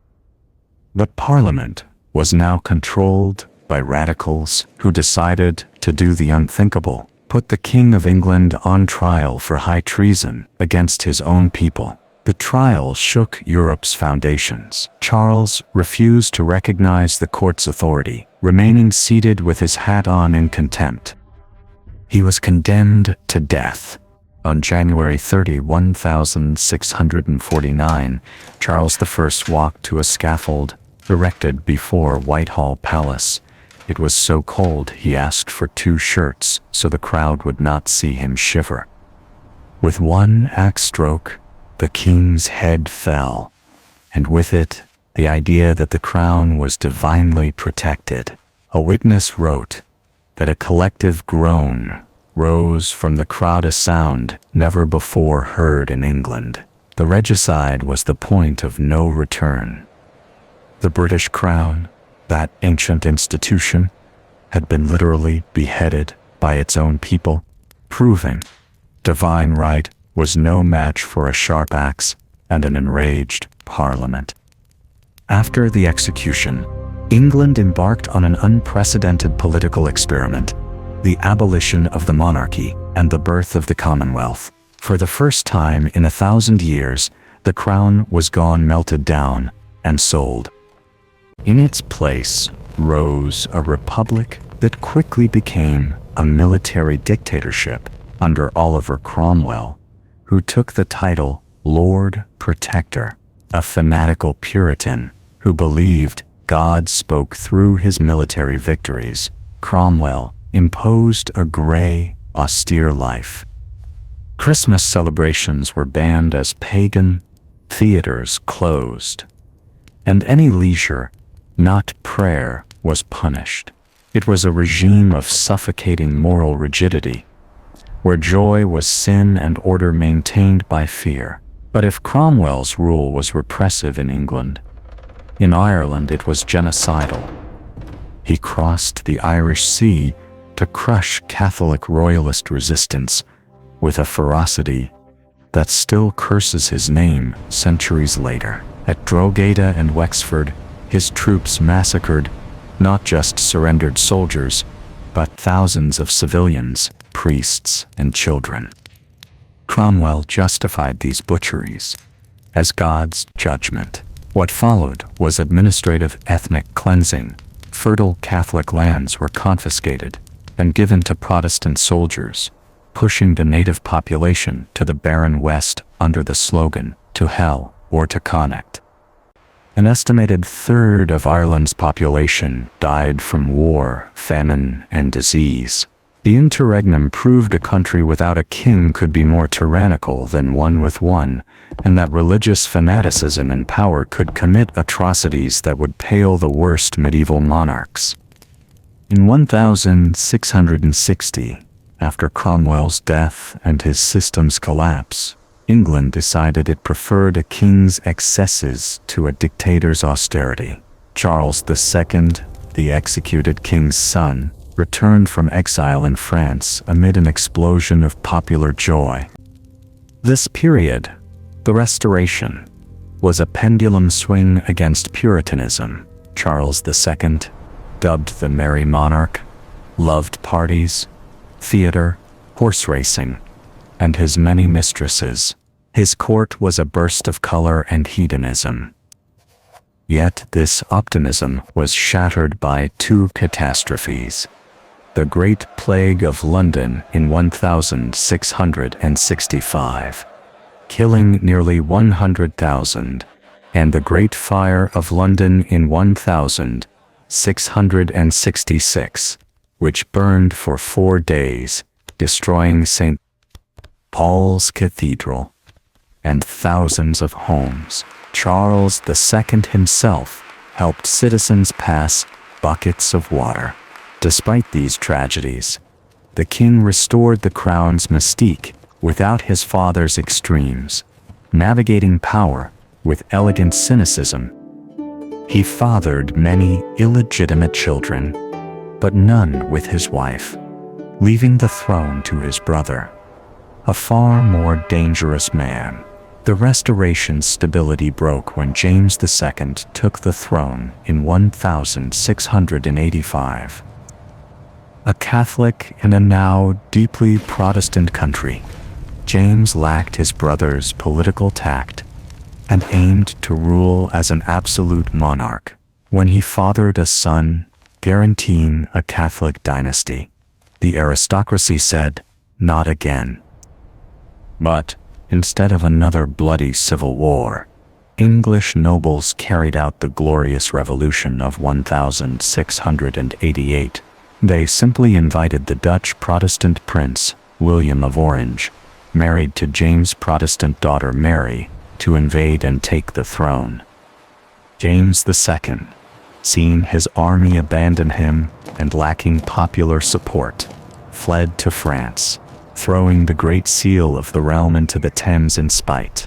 It was a nearly bloodless revolution, a regime change decided not on a corpse-strewn battlefield, but in negotiation rooms. The price William and Mary paid for the crown was historic. They agreed to sign the Declaration of Rights, or Bill of Rights, in 1689. This document changed the crown's nature forever. Henceforth, the monarch ruled not by divine right, but by Parliament's consent. The king was forbidden from suspending laws or raising taxes without legislative permission. It was the birth of the modern constitutional monarchy. The British Crown ceased to be an absolute power, becoming a symbolic, regulated institution, an arbiter of the nation that reigned but no longer ruled unilaterally. The axe that cut Charles's head had been replaced by the legal contract that would bind all future kings. When Queen Anne died without heirs, the crown again looked to the continent to prevent a Catholic from reclaiming the throne. The result was the arrival of the House of Hanover, a family of German princes who at first did not even speak English fluently. The first two Georges were distant figures, more concerned with their German possessions than London, allowing the Prime Minister to gain real power. But everything changed with George III, the first Hanover born in England, who spoke English as his native tongue and intended to be a moral, present king.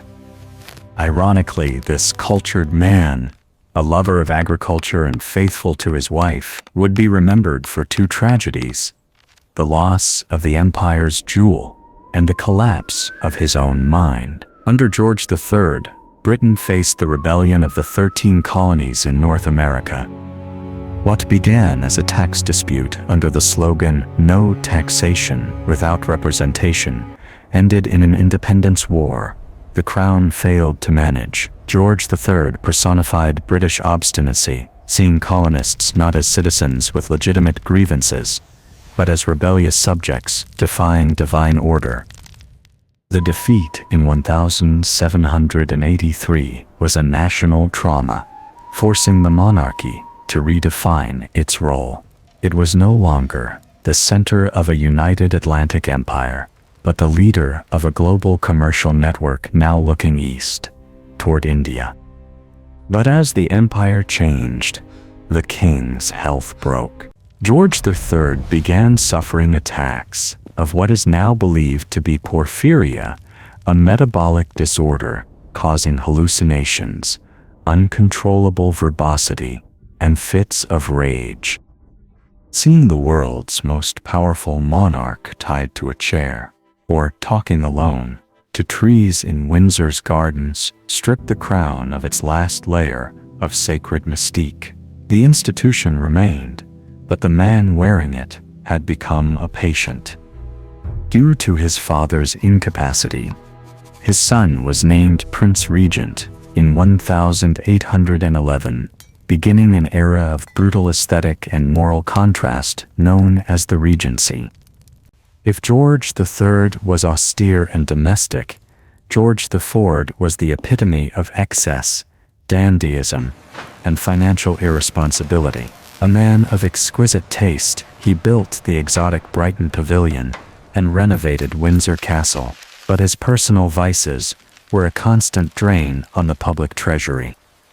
George IV lived surrounded by mistresses, ostentatious food, and debts that would pale any medieval nobles. For the British people suffering the Napoleonic War's consequences, the prince symbolized the crown's decay. His private life was a parade of scandals that nearly destroyed the institution's reputation. He tried to divorce his wife, Caroline of Brunswick, in a public adultery trial that became a media circus.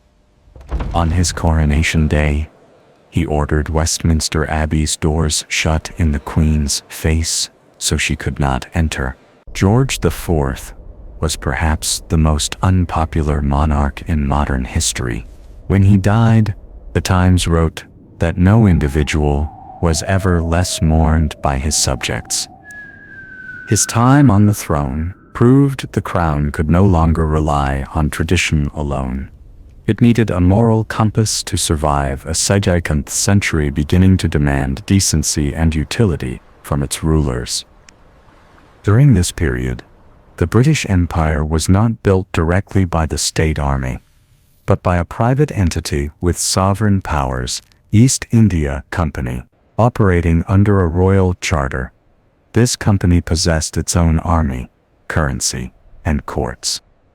It marked the dawn of an era of privatized imperialism, where the crown delegated administration and resource exploitation in exchange for a share of profits.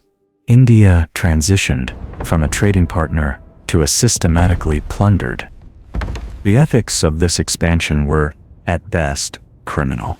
The company imposed monocultures, dismantled local industries, and provoked devastating famines while shipping tons of tea, spices, and textiles to British ports.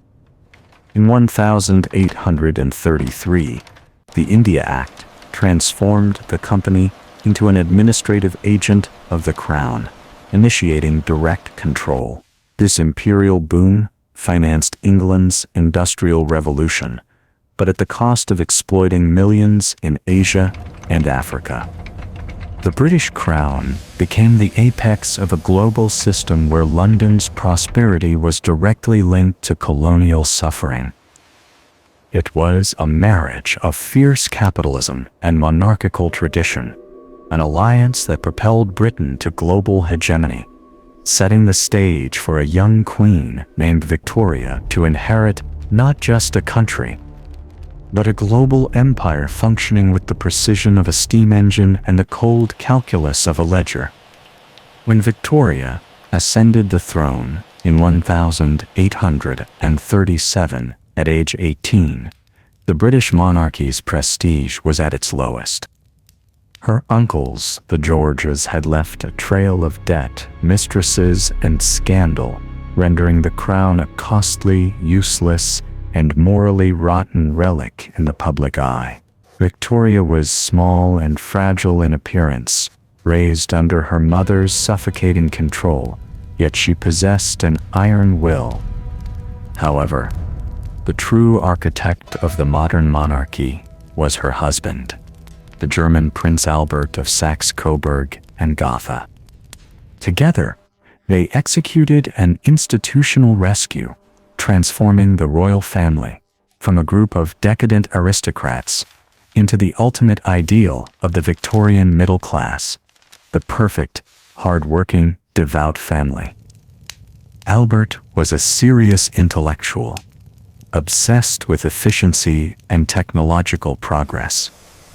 He understood that in a world being reshaped by the Industrial Revolution, where Republican movements were gaining strength across Europe, the crown could not survive on tradition alone.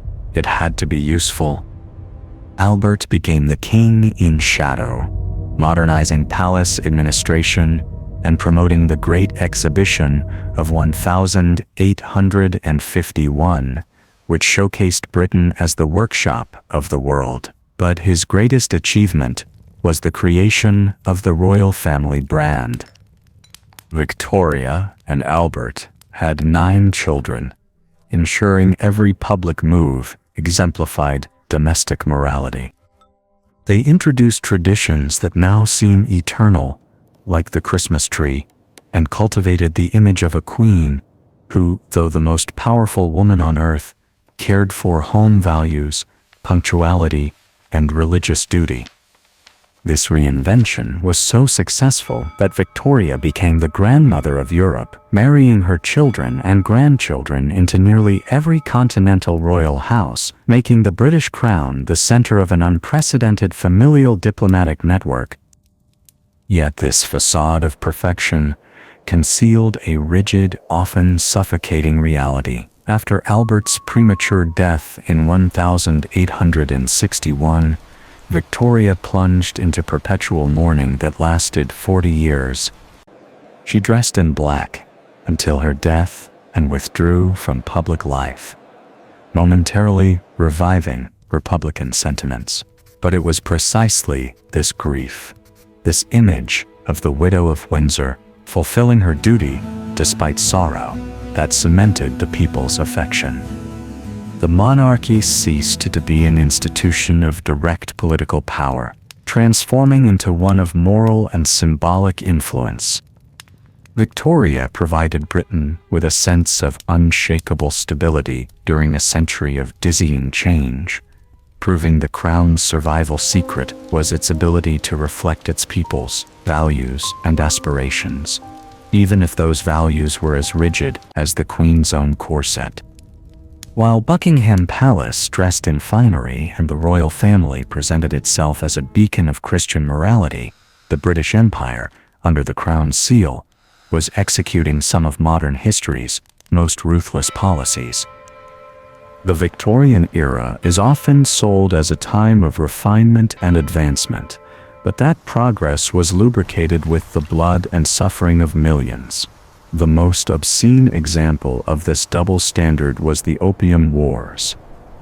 Britain, a nation boasting civilized values, essentially became the world's largest drug trafficker to balance trade with China. In pay for the tea the English loved, the Crown allowed the East India Company to flood the Chinese market with opium produced in India. When the Chinese emperor attempted to ban the drug to save his population from addiction, victorious warships appeared, demanding free trade at cannon point.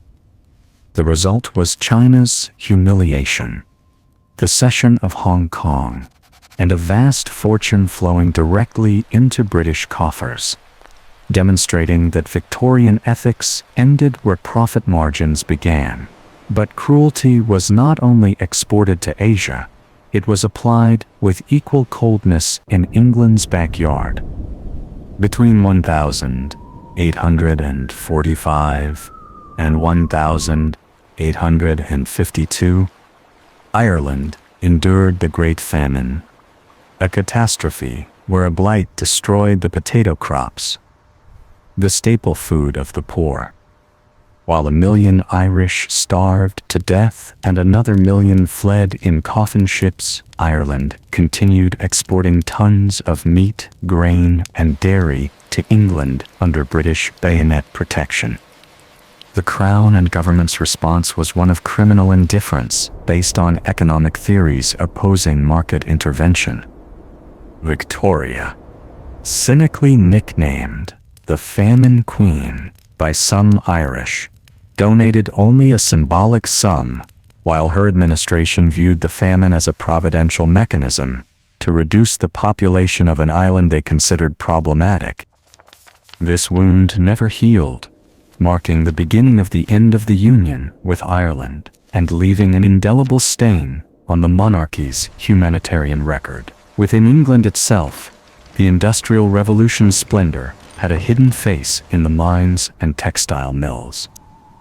The prosperity-making London, the world's capital, was built upon the most abject child exploitation. Children as young as 6 or 7 worked 16-hour days in slave-like conditions, crawling through narrow mine tunnels or losing limbs in factory machinery. The Crown, presenting itself as the protector of childhood and family through the image of Victoria's children, took decades to sanction effective laws halting this labor carnage. The contrast was grotesque. While porcelain toys were played with in palaces, childhood was a non-existent concept in the slums of Manchester and London, sacrificed on the altar of the empire's economic growth. Finally, toward the end of Victoria's reign, fear and paranoia seized Whitechapel streets with the crimes of Jack the Ripper. These murders not only revealed the extreme misery of London's suburbs, which the Crown preferred to ignore, but also gave rise to one of the most persistent royal conspiracy theories. Legend suggests the crimes were committed, or at least covered up, by the monarchy itself to protect Prince Albert Victor, the Queen's grandson. According to this theory, the prince fathered an illegitimate child with a commoner, and the murders were a cleanup operation by the Queen's physician and the Freemasons. While no solid evidence directly links the royal family to the Ripper's cuts, the public's willingness to believe the Crown capable of such atrocities speaks volumes about the resentment simmering beneath Victorian society's pristine surface. The dark side was not a system error. It was the engine allowing the crown jewel to shine so intensely over a world plunged in shadow. When Queen Victoria finally exhaled her last breath in 1901, the United Kingdom felt as if a window had opened in a room sealed and smelling of mothballs for 64 years. Her heir, Edward VII, ascended the throne at 59, having spent most of his adult life as a professional Prince of Wales dedicated to pleasure, fashion, and socializing. Edward was the polar opposite of his parents' austerity. If Victoria was mourning and duty, Edward was champagne, luxury cigars, and horse racing. With his rise began the brief but vibrant Edwardian era, a period known in Europe as the Belle Époque, where the British crown abandoned moralistic rigidity to embrace an elegant and, why not say it, quite libertine cosmopolitanism. Edward VII was the first celebrity monarch in the modern sense. He loved Paris, spoke French perfectly, and moved through European high society with an ease his mother would have found scandalous. He was a king who understood the crown needed a new kind of mystique, no longer that of sacred reclusion, but of glamorous public presence. He redesigned protocol to make ceremonies more theatrical and lavish, restoring brilliance to the state opening of Parliament and court balls. But behind his man-of-the-world image and famous mistresses like Alice Keppel, ironically, the great-grandmother of the current Queen Camilla, Edward was an astute diplomat. He was the personal architect of the Entente Cordiale with France, a radical foreign policy shift ending centuries of enmity and setting the stage for the alliances of the First World War. Yet, this era of banquets and perfect tailoring was a dance on the deck of the Titanic. While Edward enjoyed the Belle Époque, the world was changing at a speed the monarchy could scarcely process. The rise of the suffragette movement demanding women's votes with urban guerrilla tactics, and the growth of labor began questioning the foundations of the British class structure. Edward VII died in 1910, just in time to avoid seeing the world he so enjoyed shatter in the trenches. His reign was European aristocracy's last summer, a luxurious and optimistic pause before the 20th century revealed its true face. With his death, the crown left behind 19th century security to enter an era of steel, blood, and mass media that would test the institution's very survival. When George V ascended the throne in 1910, no one imagined this serious-looking man, obsessed with his stamp collection and naval discipline, would have to confront the collapse of the world order his ancestors had built. In 1914, the First World War erupted, a conflict that was not merely industrial slaughter, but a profound family tragedy. The leaders of the three great powers, George V of England, Kaiser Wilhelm II of Germany, and Tsar Nicholas II of Russia, were all first cousins, grandsons of Queen Victoria.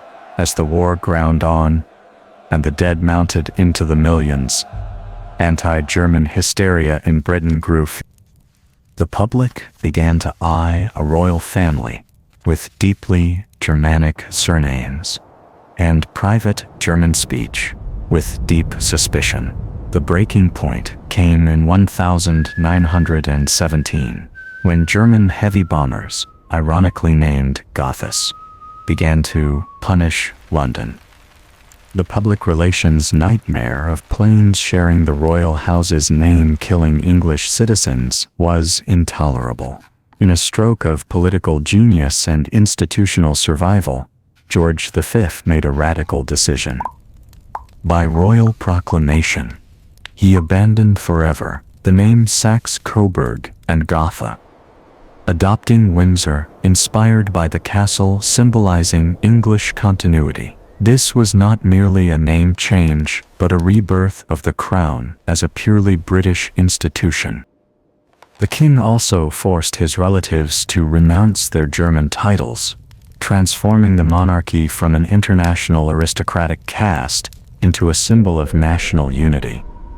George V understood that to survive the revolutionary age sweeping away his cousins' thrones in Russia, Germany, and Austria-Hungary, the British monarchy must cease to seem foreign and begin to behave as the people's representative. This turn toward nationalism and public duty saved the crown, while Europe's other monarchies fell like dominoes. George V became the people's king, visiting factories, hospitals, and battlefronts, establishing the model of service that would define the monarchy for the rest of the century. Yet, this sense of duty had a cold, dark side.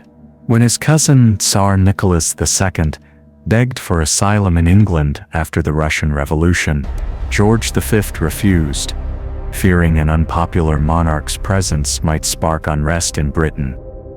It was a pragmatic, icy decision that condemned the Russian imperial family to execution, making clear that for the Windsors, the institution's survival would always come before blood ties.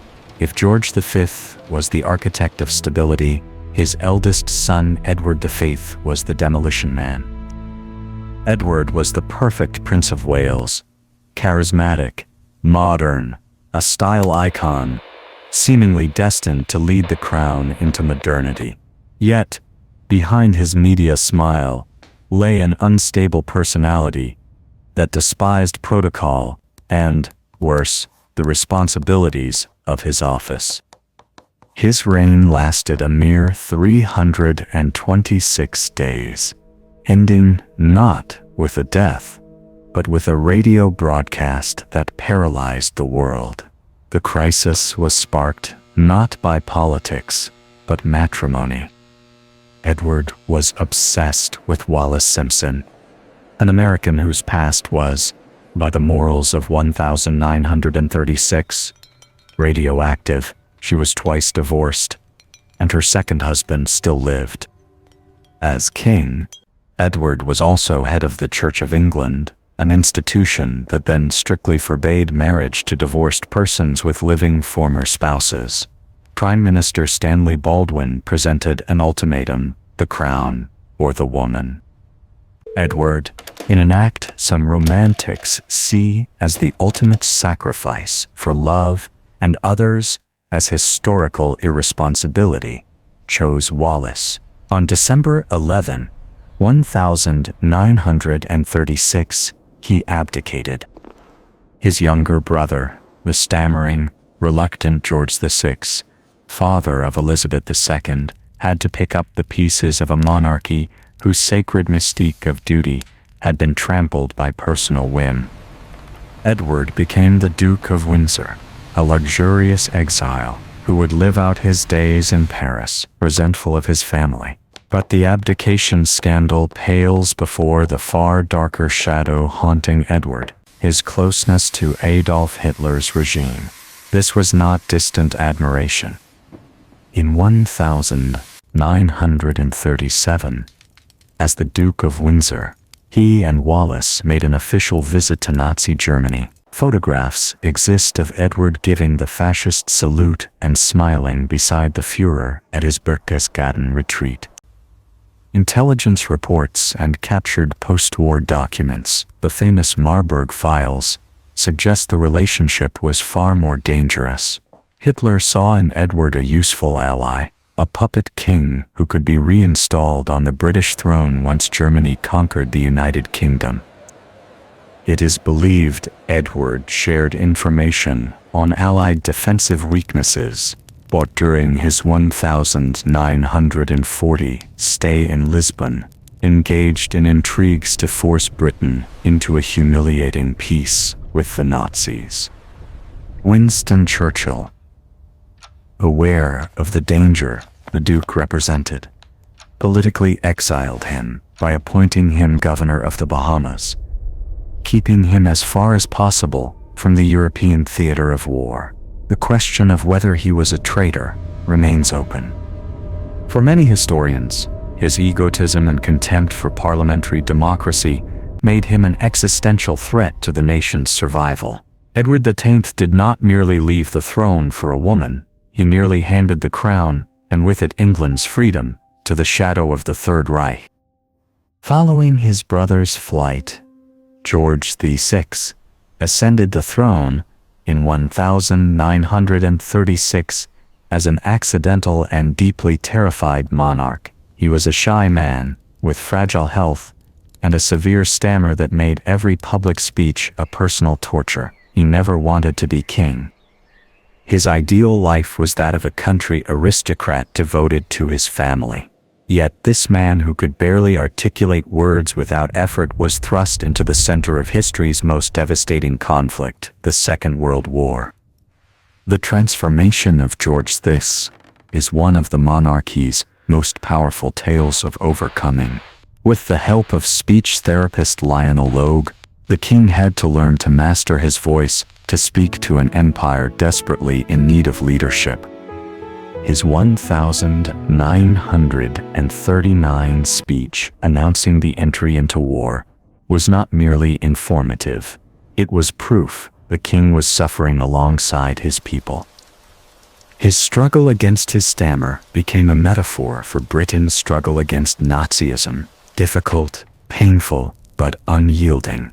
When the Luftwaffe began the Blitz, the systematic bombing of London, the government suggested the royal family flee to Canada for safety. The response of Queen Elizabeth, the Queen Mother, was legendary. "The children won't go without me. I won't leave without the king, and the king will never leave." George VI stayed in London, touring the bombed-out zones of the East End and visiting citizens who had lost their homes. Even when Buckingham Palace itself was bombed in September 1940, the king and queen did not depart. The queen remarked, "I'm glad we've been bombed. It makes me feel I can look the East End in the face." This physical commitment to danger destroyed the distance the Stuarts or Hanovers had maintained from the people. The crown was no longer a distant power, it was a shared bunker. By 1945, George VI had become the symbol of moral victory. He appeared on the balcony of Buckingham Palace alongside Winston Churchill, celebrating the end of the war in Europe. But the effort took its toll. The stress of the war years, compounded by his chronic smoking, rapidly deteriorated his health. As the British Empire began to dissolve with Indian independence in 1947, the king worked tirelessly to rebuild a broken nation. George VI died in 1952, at age 56, leaving behind a monarchy that had survived its greatest threat, thanks to his sense of duty and human vulnerability. His death marked the end of an era of sacrifice and the beginning of the longest, most media-saturated, and stable chapter of the modern British monarchy. When news of George VI's death reached Kenya in February 1952, the young Princess Elizabeth descended from a hotel built in the treetops, now a queen.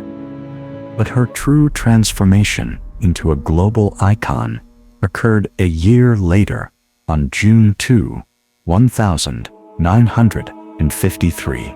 The coronation of Elizabeth II was not merely a 1,000-year-old feudal and religious rite. It was the birth of the modern monarchy, as we know it today, an institution that, to survive the 20th century, had to allow itself to be observed by the camera's eye. The decision to televise the ceremony in Westminster Abbey was a political battlefield. Prime Minister Winston Churchill opposed it radically, arguing cameras would break the sacred mystique of the sacrament and that it was inappropriate for the public to see the monarch's anointing up close. However, it was Prince Philip, Duke of Edinburgh, who pressed for the cameras to enter. He understood that after the war, the crown needed to reconnect with a people suffering austerity and rationing. If the people could not come to the Abbey must come to their living rooms. The impact was seismic. In the UK, an estimated 20 million people watched the ceremony on television, surpassing the radio audience for the first time. In an era where owning a television was an absolute luxury, people crowded into neighbors' homes or before shop windows. It was the event that drove the mass sale of televisions worldwide. The signal crossed the Atlantic on recordings flown by jet aircraft, so millions of Americans could watch that same day. The image of the 27-year-old Queen bearing the weight of St. Edward's crown and the orb under the bright lights of Technicolor projected a sense of renewal and hope. People spoke of a new Elizabethan age, yet there was one moment the cameras could not show: the anointing with holy oil. At the Queen's own request, this act, the moment the monarch supposedly communes with the divine, was performed under a golden canopy, out of the spectator's sight. The televised coronation saved the monarchy from oblivion in a rapidly modernizing world, but it also created a dangerous precedent. By inviting cameras into the sacred space, the Crown signed a tacit contract with the media. The public began to feel it had the right to observe not only state rituals but the private lives of the Windsors. Elizabeth II inaugurated a reign of unprecedented stability, but she also planted the seed of media overexposure that decades later would turn against her own family. If Elizabeth I's coronation was the climax of imperial pomp, the geopolitical reality she was tasked with administering was one of constant retreat. The young queen did not inherit the empire of her great-great-grandmother Victoria, but a wounded, exhausted giant that could no longer and should no longer hold its colonies by force. During her reign, the British Empire, which once covered a quarter of the world map, was dismantled in one of the most massive and complex transfers of power in human history.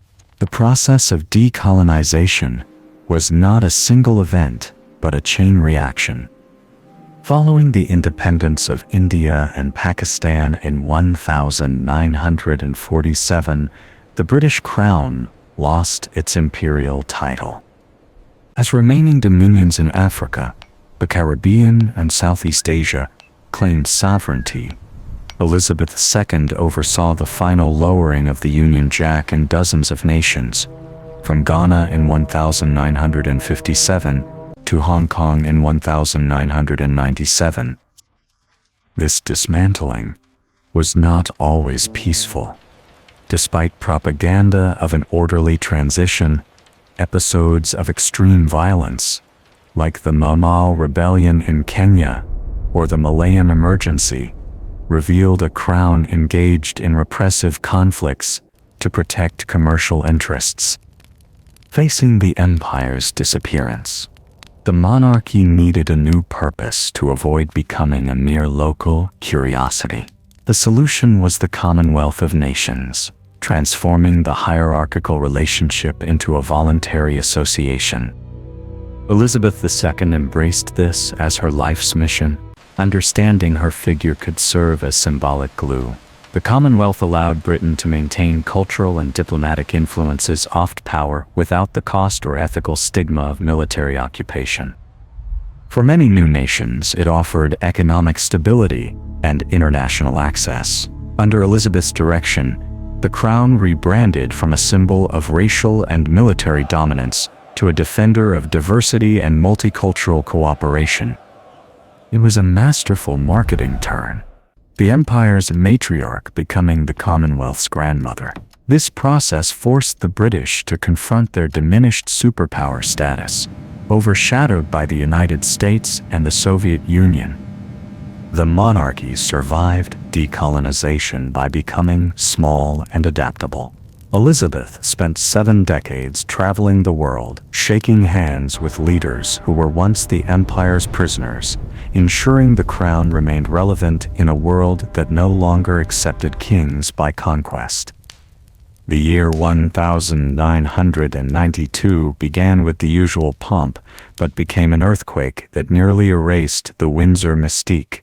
If the crown is a theatrical performance of stability, that year the stage caught fire. Elizabeth, a monument to British restraint, stood before microphones at a banquet and admitted, with a weary voice, that 1992 was her annus horribilis. The marriages of her children collapsed like dominoes. Prince Andrew and Sarah Ferguson separated in March, followed by scandalous photos of the Duchess. Princess Anne divorced Mark Phillips in April. Then came the open war between Prince Charles and Diana of Wales.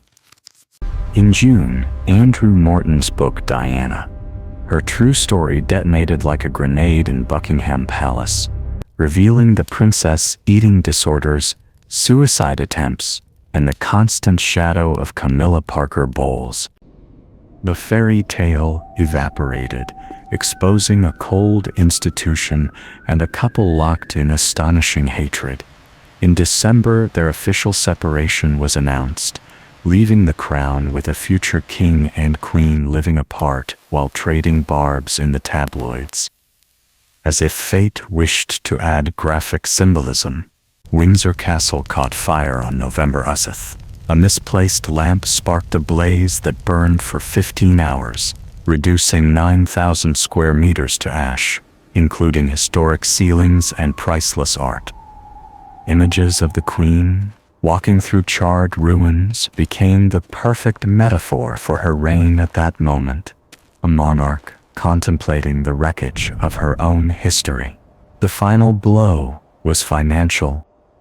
When the government suggested taxpayers cover the $60 million repair cost, a public enduring a brutal recession erupted in fury. Why should they pay for one of the world's richest women's castle? Under immense pressure, the Queen did the unthinkable.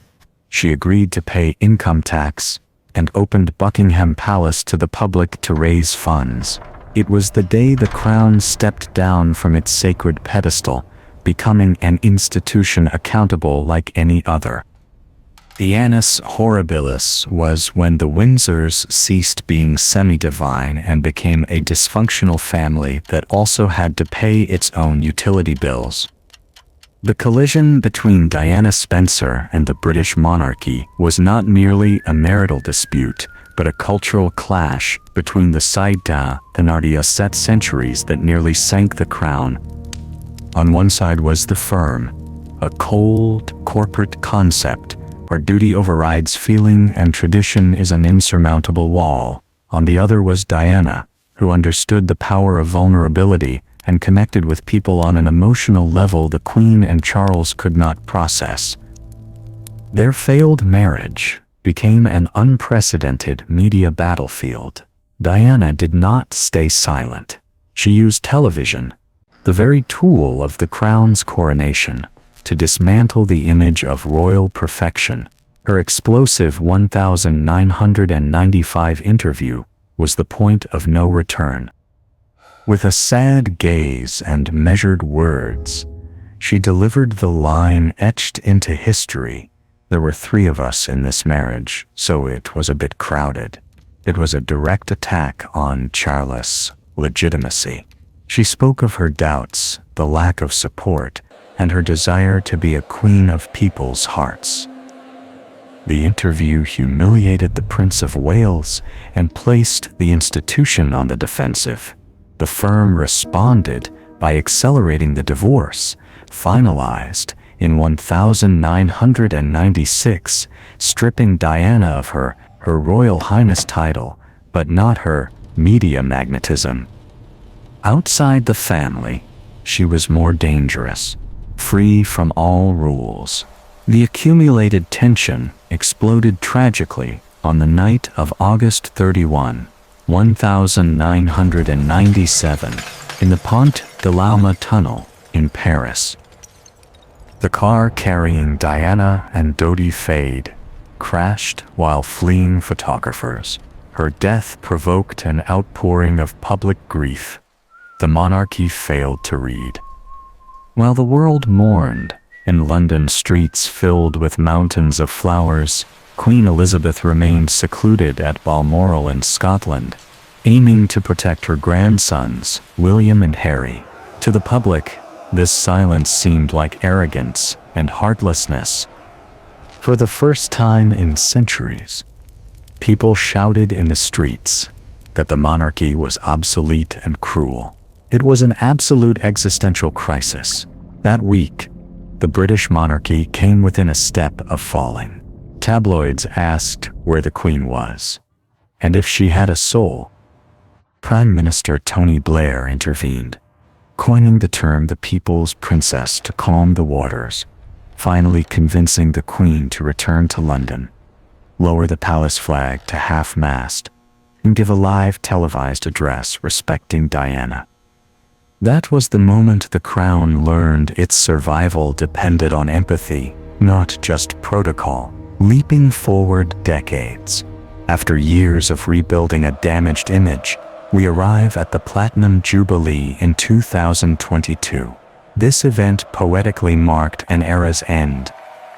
Elizabeth II celebrated 70 years on the throne, becoming the longest reigning British monarch. It was a bittersweet celebration. The Queen was visibly frail, and her husband, Philip, had died the previous year. The Jubilee was not merely a celebration of longevity, but a national farewell organized in life. People took to the streets not just for the monarchy as an institution, but for the woman who had been a constant reference point in a world radically changed since the IJUIFSIS. When the Queen appeared for the final time on the Buckingham Palace balcony, dressed in green and waving to a crowd that knew it would not see her again, a 1,000-year cycle closed. The Platinum Jubilee was the last act of service from a woman who ensured the crown survived scandals, wars, and Diana's death. It was the end of a way of understanding monarchy that will likely never return. Elizabeth II was the last great imperial queen in a world with no space for empires. With her death, mere months after that jubilee, the crown passed to Charles. Yet the weight of that history and the shadow of the Elizabethan era continue to loom over an institution that now, more than ever, questions its place in the new century. Entering the terrain of Windsor finances is like unraveling a labyrinth designed by lawyers and accountants over 800 years, with the sole aim of obscuring the source of so much gold. We often hear the British Crown is a symbolic institution, but it is in reality one of the planet's largest and most opaque real estate corporations. To understand the financing of this giant, one must look not to the Forbes list, but to two entities that sound medieval yet operate with Wall Street efficiency: the Duchy of Lancaster and the Duchy of Cornwall. These are the true financial lungs of the royal family, their controversy lying not only in their size, but in the ancient legal privileges that surround them. The Duchy of Lancaster is the private wallet of the sovereign, a portfolio of lands, commercial properties and financial assets held by the monarch since 1399.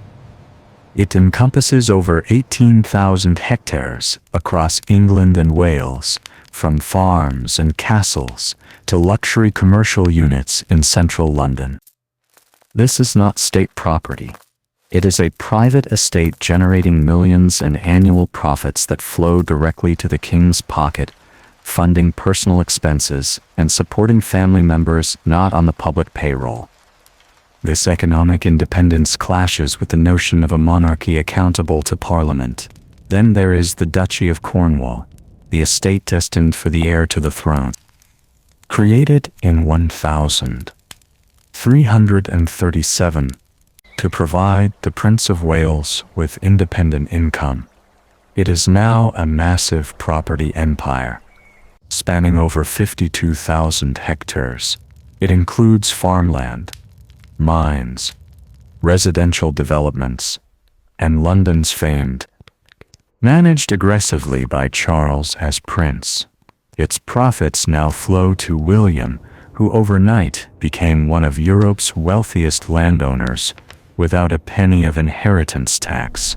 This leads to the most contentious point: tax exemption. By law, the sovereign is not obligated to pay income, capital gains, or inheritance tax, a relic from when the king was the law. While voluntary payments began in the Iju Jolene, they remain a gesture, not a legal duty. Crucially, a special clause allows wealth to pass from monarch to monarch entirely tax-free, preventing the dissolution of the royal patrimony. Thus, Charles inherited his mother's private fortune, estimated in the hundreds of millions, without a single pound reaching the public treasury. Alongside these duchies is the sovereign grant, government funds provided for official duties, drawn from the profits of the crown estate, a vast portfolio of lands and seabed rights. The deal grants the treasury, the estate's revenues, returning a percentage to the crown, recently increased to fund Buckingham Palace renovations. With the boom in offshore wind farms, Crown estate profits have soared, funneling multi-million-pound budget increases to the royals, while the average Briton grapples with inflation. This disconnect between hereditary opulence and street-level economic reality fuels the debate over whether the crown is a necessary tradition or simply the world's oldest and most efficient tax haven. If the scandals of 1992 struck the Windsor image of stability, the case of Prince Andrew was a direct missile against its moral integrity. This was not about divorces or indiscreet photos, but something far darker, brushing against criminality and placing the crown in one of the most humiliating situations of its millennial history. Andrew, the favorite son of Queen Elizabeth II, the Falklands War hero and the family's golden bachelor, became an international pariah due to his deep, toxic friendship with financier Jeffrey Epstein. This was a relationship of years, involving visits to mansions in New York and Palm Beach, and most scandalously, to Epstein's private Caribbean island, dubbed by the press as Pedophile Island. The shadows lengthened over Buckingham Palace when Virginia Giuffre, a victim of Epstein's trafficking network, publicly alleged she was forced to have sexual relations with Prince Andrew when she was just 17. A photograph of Andrew with his arm around a young Giuffre in Ghislaine Maxwell's London home became the visual proof the palace tried to ignore for years. The absolute disaster arrived in November 2019, when Andrew, in a desperate and arrogant attempt to clear his name, granted an interview to the BBC. It was a live media suicide. He showed not a gram of empathy for Epstein's victims, instead offering ridiculous excuses that went viral for all the wrong reasons, claiming he couldn't have sweated in a nightclub due to a medical condition from his war service, and that he was at a pizza restaurant with his daughters during one alleged encounter. The interview was so catastrophic that days later, the palace announced his withdrawal from public life. The true blow came from within his own family.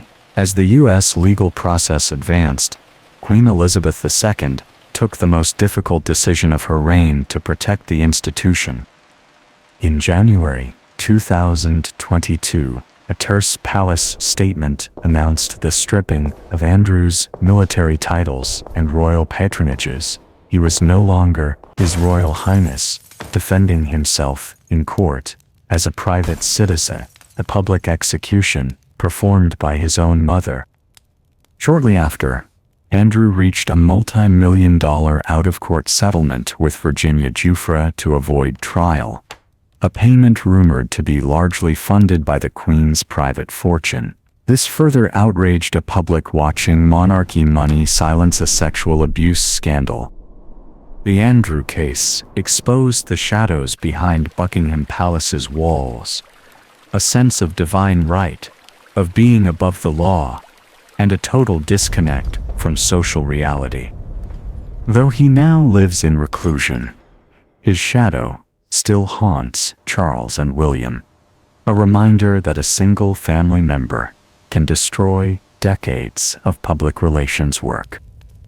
This scandal stripped the monarchy of that halo of moral exemplarity that Victoria and Albert had so painstakingly built a century before. If Prince Andrew's scandal was a blow to moral integrity, the Megxit saga was a wound of identity that divided global public opinion. This was not a silent rupture, but a televised divorce serialized with exclusive streaming contracts. Meghan Markle's entry into the royal family in 2018 was initially seen as the breath of fresh air, the crown needed for the 6th century, an American, divorced, actress and biracial woman. It seemed the definitive signal the Windsors understood the world was no longer that of 1953, yet what began as a modern fairy tale in St. George's Chapel ended barely 2 years later with an Instagram statement that shook Buckingham Palace's foundations. Megxit, play on the Sussexes' exit from royal duties, describes Harry and Meghan's decision to leave the UK for financial independence in California. But what truly made the institution bleed was the arsenal of accusations they launched once safe behind the walls of their Montecito mansion, most notably in the legendary 2021 interview with Oprah Winfrey. The couple detonated an atomic bomb on the firm's reputation, the existence of institutional racism within the palaces. Meghan revealed that while pregnant with her first son, Archie, there were conversations within the royal circle about how dark the baby's skin might be. It was a devastating accusation.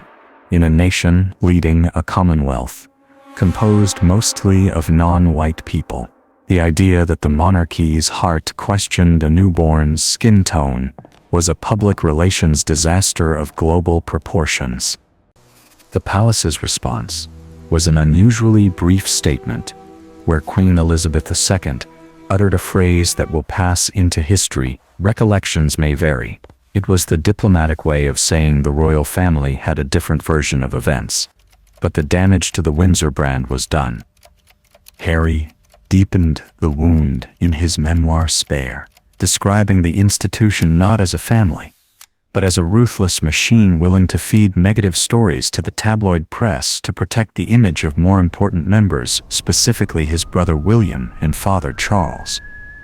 He accused the firm of abandoning him and his wife to media harassment, drawing an inevitable parallel to his mother Diana's fate. The narrative shifted from a family dispute to a denunciation of a rigid, obsolete, and emotionally toxic structure that grinds down those who do not fit the mold.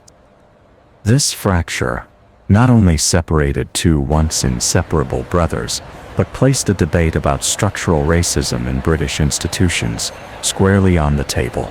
For younger, diverse sectors, Meghan became a victim of a stale aristocracy intolerant of difference. For traditionalists, the Sussexes were traitors wanting the benefits of the crown without the sacrifice of duty. Meghan left the crown with an existential dilemma: how to remain the symbol of national unity when its own heart is divided by accusations of discrimination and mistreatment. To understand the British crown, one must see it not as jewelry, but as a catalogue of world history written by the victors. Its brilliance comes not only from diamonds, but from centuries of imperial expansion that viewed the world's treasures as destined for London. Today, in an age of historical revision and demands for restitution, that treasure has become a diplomatic battleground. What the Crown calls national heritage, much of the world sees as the spoils of a cultural plunder never returned. The most emblematic case is the Parthenon marbles. In the early Shoggoth century, Lord Elgin, the British ambassador to the Ottoman Empire, removed entire friezes and statues from the Temple of Athena in Athens, claiming a permit from the Ottoman occupiers. Greece has demanded their return since gaining independence. They now rest in the British Museum, a symbol of an era when imperial power granted the right to fragment another nation's history, to decorate your galleries. Then there is the Kohinoor Diamond, whose name means Mountain of Light. The official British history calls it a gift to Queen Victoria after the annexation of Punjab.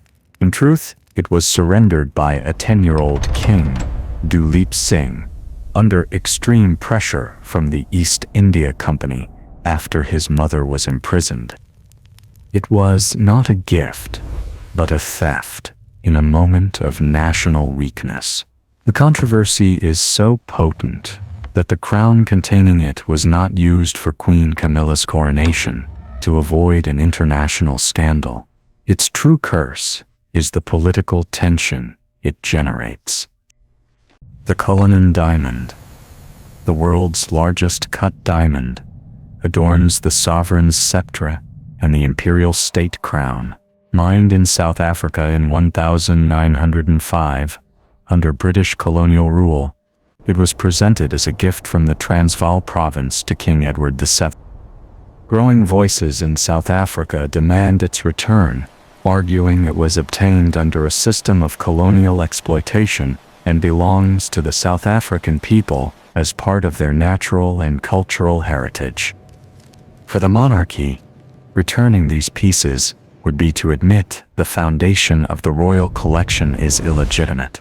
For former colonies, their continued presence in London is a clear demonstration that colonialism has not fully ended. From the Benin bronzes, looted from what is now Nigeria in a bloody punitive expedition, to the sacred manuscripts and relics of Ethiopia, taken after the Battle of Magdala, the inventory of the Crown and Royal Museums is a map of British dominion over the global South. The crown jewels have ceased to be mere adornments. They have become evidence for the prosecution. Charles III ascended the throne on September 8, 2022, but he had been preparing for 70 years for a job one only receives upon a mother's death. His entire life was a waiting room. He has undergone the longest transition in British history, from a child watching the coronation in 1953 to a man of 73, finally feeling the weight of St. Edward's crown. His problem is not only age, but the gigantic shadow of Elizabeth II. She was a global constant, a totem of stability who seemed to have been there since the beginning of time. Elizabeth was silence and neutrality. Charles is by nature a man of opinions, interests, and a personal history laden with media scars the British public knows by heart. This endless transition has tested the patience of an institution that lives on mystique. Where Elizabeth was a blank page, Charles is an open book, with chapters many would prefer to forget. The question hanging in London's air is whether the monarchy can survive without the mystical charisma of the eternal Queen.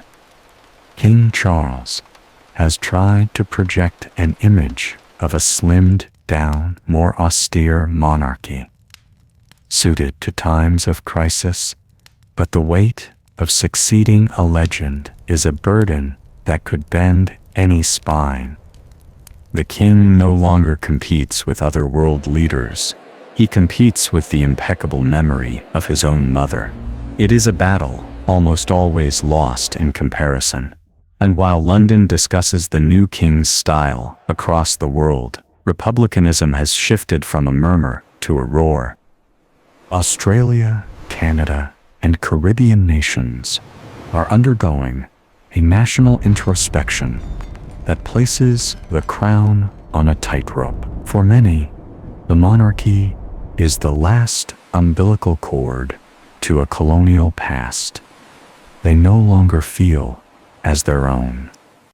In the Caribbean, nations like Jamaica have begun steps to follow Barbados and become republics, while also demanding reparations for the empire's slave-owning past. In Australia, the debate is cyclical but intensifying. The question is no longer if they will become a republic, but when. Charles faces the final dismantling of the Commonwealth as it was known, watching his title as head of state erased from maps across half the planet. So, is the crown a necessary tradition granting stability, or a burdensome relic preventing progress? In the 96th century, an institution based on blood privilege and divine right seems profoundly anachronistic. Its defenders argue the king is a neutral arbiter, a figure above political fray guaranteeing state continuity, and that the tourism and prestige are worth every penny of the sovereign grant. For detractors, the crown is the ultimate symbol of inequality, perpetuating a class hierarchy. Britain should have overcome decades ago, in a world seeking meritocracy. A throne occupied simply by right of birth seems a joke from another era. We close by facing the paradox of sovereignty. The king's power today resides curiously in having no real political power. The monarch reigns, but does not govern a decorative figure whose signature gives laws legal validity, but who lacks the authority to change them. This is the Windsor genius, accepting the loss of power to preserve the throne. It is a negotiated surrender that has lasted centuries, The king has the right to be consulted, to warn, and to encourage. But in the end, his authority is purely symbolica mystical power, a moral authority that functions only if the people choose to believe in it. The blood legacy of the Windsors and all the dynasties before them is a summary of the human capacity for adaptation. From the Normans who conquered by fire and sword, to the Tudors who broke with the church, to the Stuarts who lost their heads over divine right, the crown has known how to change its skin to avoid death. The Windsors changed their name, allowed cameras into their palaces, accepted divorces, and began paying taxes, all so the thread of English history would not be cut. They have been masters of institutional camouflage, transforming from warriors into bureaucrats, and from bureaucrats into celebrities. The crown is, in the end, the thread connecting 1,000 years of British history. It is an object of metal and precious stones weighing barely 2 kilograms, yet it bears upon itself the weight of eternity. While a crown exists, there is a direct connection to the battlefields of 1066, to the intrigues of the Tower of London, and to the splendor of the Victorian age. We may debate its utility, denounce its crimes, and mock its scandals. But we cannot deny that the crown is the mirror in which England looks to see who it is. In the end, the monarchy survives not by its power, but by our need to believe that something in this ephemeral, changing world is capable of lasting forever.